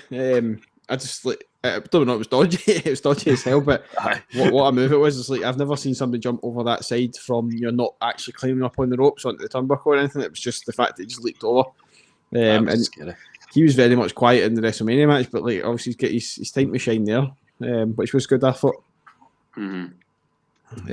But with these, did we speak about Dana Brooke and Mandy picking up the victory for against Nia Jackson Baszler? Oh no, I didn't know. It's small stuff. This will be when Liam comes back. I was going to say his message there said his phone's overheated. So when he charged, I don't know if he's going to come back in. We've covered quite a lot. I think that was the main points we've got a Raw, to be fair. I was going to say, I think that there's some interesting, I think things we've had already that we know direction are going towards Backlash. So I don't know about you. I don't know if like to see the surprises in Raw. Do you feel that it was the usual after Mania kind of surprises? I think it was kind of like it was just as if like here's a couple of people returning for injury sort of thing. I think that was really all it was. And I was quite okay. I wanted something bigger. I wanted something that would just something somebody that's not been in the company for years or something. Do you know what I mean? Like I'm probably hopeful here. I don't know, but I'd love to see Big Enzo, Wee Enzo, and Big Cass coming back into the fold. That would be great if they came back, another addition to the tag teams. But obviously, there's no kind of actual reason for them to bring it in. But SmackDown, there's potential, obviously, with that Roman Reigns thing hanging over us. Whether we're going to see, like we're discussing, are we going to see Daniel Bryan and Edge focusing on each other and taking their eye off the championship, or is it still going to be until Backlash before we actually see something different? I would love to see Big E in a world title feud with Roman Reigns. I think that just because you've got the perfect heel, you've got the perfect babyface, like literally the perfect. I don't know a single person that dislikes Big E, and like Roman Reigns is like just the perfect guy that you can go, fuck you, mate. Like, I don't know what's going to happen coming out of the Intercontinental title like feud with Apollo. Maybe they'll go and like wrap a wee bow around that, and then maybe after WrestleMania Backlash, they'll do something with that. But I honestly would just make my everything if I could see Big E just winning that title. I think it really deserves it. He's been one of the top performers for a long time now. Like the fact that the New Day are such a successful tag team, it's obviously not just Big E, it's Kofi and Xavier, but the fact that the three of them, like how many tag teams do you see just split up, like it have no longevity at all, but the three of them, they're amazing. No, I think it would be good to see. I think that's a good shout, that match, to be fair. Equally, I know it's because he's on a different brand, but I would also like to see Big E come up against the likes of Bobby Lashley as well, because that would kind of some craziness. I think one wee thing, I don't know about yours, right? This annoyed me in Raw. I'm not overjoyed about it, right? What do you make of the new commentator? I think he's named Adnan Virk or something. I think his name is or something. I'm not really happy with that, and I'm not happy with the fact that it's not like Michael Cole's been shifted to SmackDown. It's the fact that he's been completely removed. Don't know what you think of that. It is weird. I think I don't really understand it, because Tom Phillips was great. I thought, do you know what I mean? The energy he brought and his knowledge and stuff. There's nothing to say that he deserved to be removed again. I don't know really much about the guy who's been brought in, but I don't want to kind of hang him because I don't know too much about him. It was his first time on, but he didn't really seem to understand. He knew the names and stuff like that, but some of the certain moves and everything else, I thought it was like he was a commentator of a basketball match or something. I don't know if it was just his voice. That's where it came from, wasn't it? Aye, so that it was like it just kind of continued on for there. But I could be wrong. I mean, he might get better as it goes on, but I just don't see why Tom Phillips was removed when he seems to be. Unless something's been on behind the scenes that we don't really know about. I said Michael Cole, but even I think he has SmackDown stuff. I said Michael Cole, don't know why, but I would be angry at that anyway. But Tom Phillips was quite good. don't think it's just because we're used to seeing him WrestleMania. I think that's why I've just completely confused what brand he was on there. Twice had the question come in for Paisley Rab. Good one. What about Enzo and Cass versus AJ and Omos? I think that'd be some. I think that'd be some kind of thing. Imagine the promos. Big Enzo, you're getting the mouthy. And AJ Styles trying to be, whatever. Big Cass and Omos clashing as well. Giants, you know what I mean? Mm-hmm. Nah, definitely. I think Enzo is like... Is there talk of him coming back to WWE? There's talk of them both, but the Really? equal... I think Vince was... apparently, this is what I've been reading. Obviously, we don't know if Vince is actually saying any of these things. But he was more impressed with Big Cass and his transformation because he's he's ripped in it, yeah. Yeah, he's ripped. But see, to be fair, when he came into wrestling, WWE, he was actually quite built then as well, to be fair. I think he just lost it over time, but he was going through a lot of things, mentally outside of the wrestling, but apparently he's overcome stuff like that, and he's obviously came back and he's ripped, but we know the situation with Enzo, but I would love to see him back as a duel, personally, but if it was to bring just one back, fair enough, bring the big man back, because he's an absolute beast there. But I don't know, there's nothing really transpired yet. There was kind of a wee video Enzo put out recently. I don't know if I don't know the name of it. It was something they mentioned during WrestleMania. I actually thought it was something to do with AEW. It was to do with I think it's a gambling thing or something Kings or something. Oh, DraftKings. DraftKings, that's the one. And I'm pretty sure Enzo had put a video out just before WrestleMania. He was also in Florida. I think there was a wrestling con or something going on. So obviously all the wrestlers were in Florida anyway. But he mentioned something about that. There was a big, massive promo with stuff like that. So I think it would be quite interesting to see. That's what I thought. Well, maybe he's coming back to wrestling, but he's going to AEW. But then I seen the advert in WWE, and I'm kind of going, what is this DraftKings thing about? Is it both of them? But hey, who knows? They close the show. Yeah, boy. I would definitely love to see Enzo and Cass against AJ and Omos. I think it'd be brilliant. I think AJ just shown through his wee feud, and he's shown it loads of times through his career, but just even that wee bit with the New Day there, just how funny he can be as well. And I think Enzo and him going back and forth, I think that'd be brilliant. Just hearing the two of them go. And as you said, Lewis, with Big Cass being obviously the big dominating figure in Omos, I think that'd obviously be really intriguing to see as well. Absolutely. Well, who knows, SmackDown, but we'll cross our fingers and maybe see if we get a wee tag team back or even just a singles back then, but I'm hoping there's some sort of surprise bit. I'm not saying I wasn't happy with Viking Raiders coming back, but I'd like to see some sort of surprise, something that we're used to seeing after WrestleMania. To maybe it's going to be the man to face Roman. I don't know. It's not going to be The Rock anyway. I don't think Rock's going to show up this time. I think he'll be showing up next year, closer to the time. But I feel that it's going to be left to Hollywood, not even next year. Aye.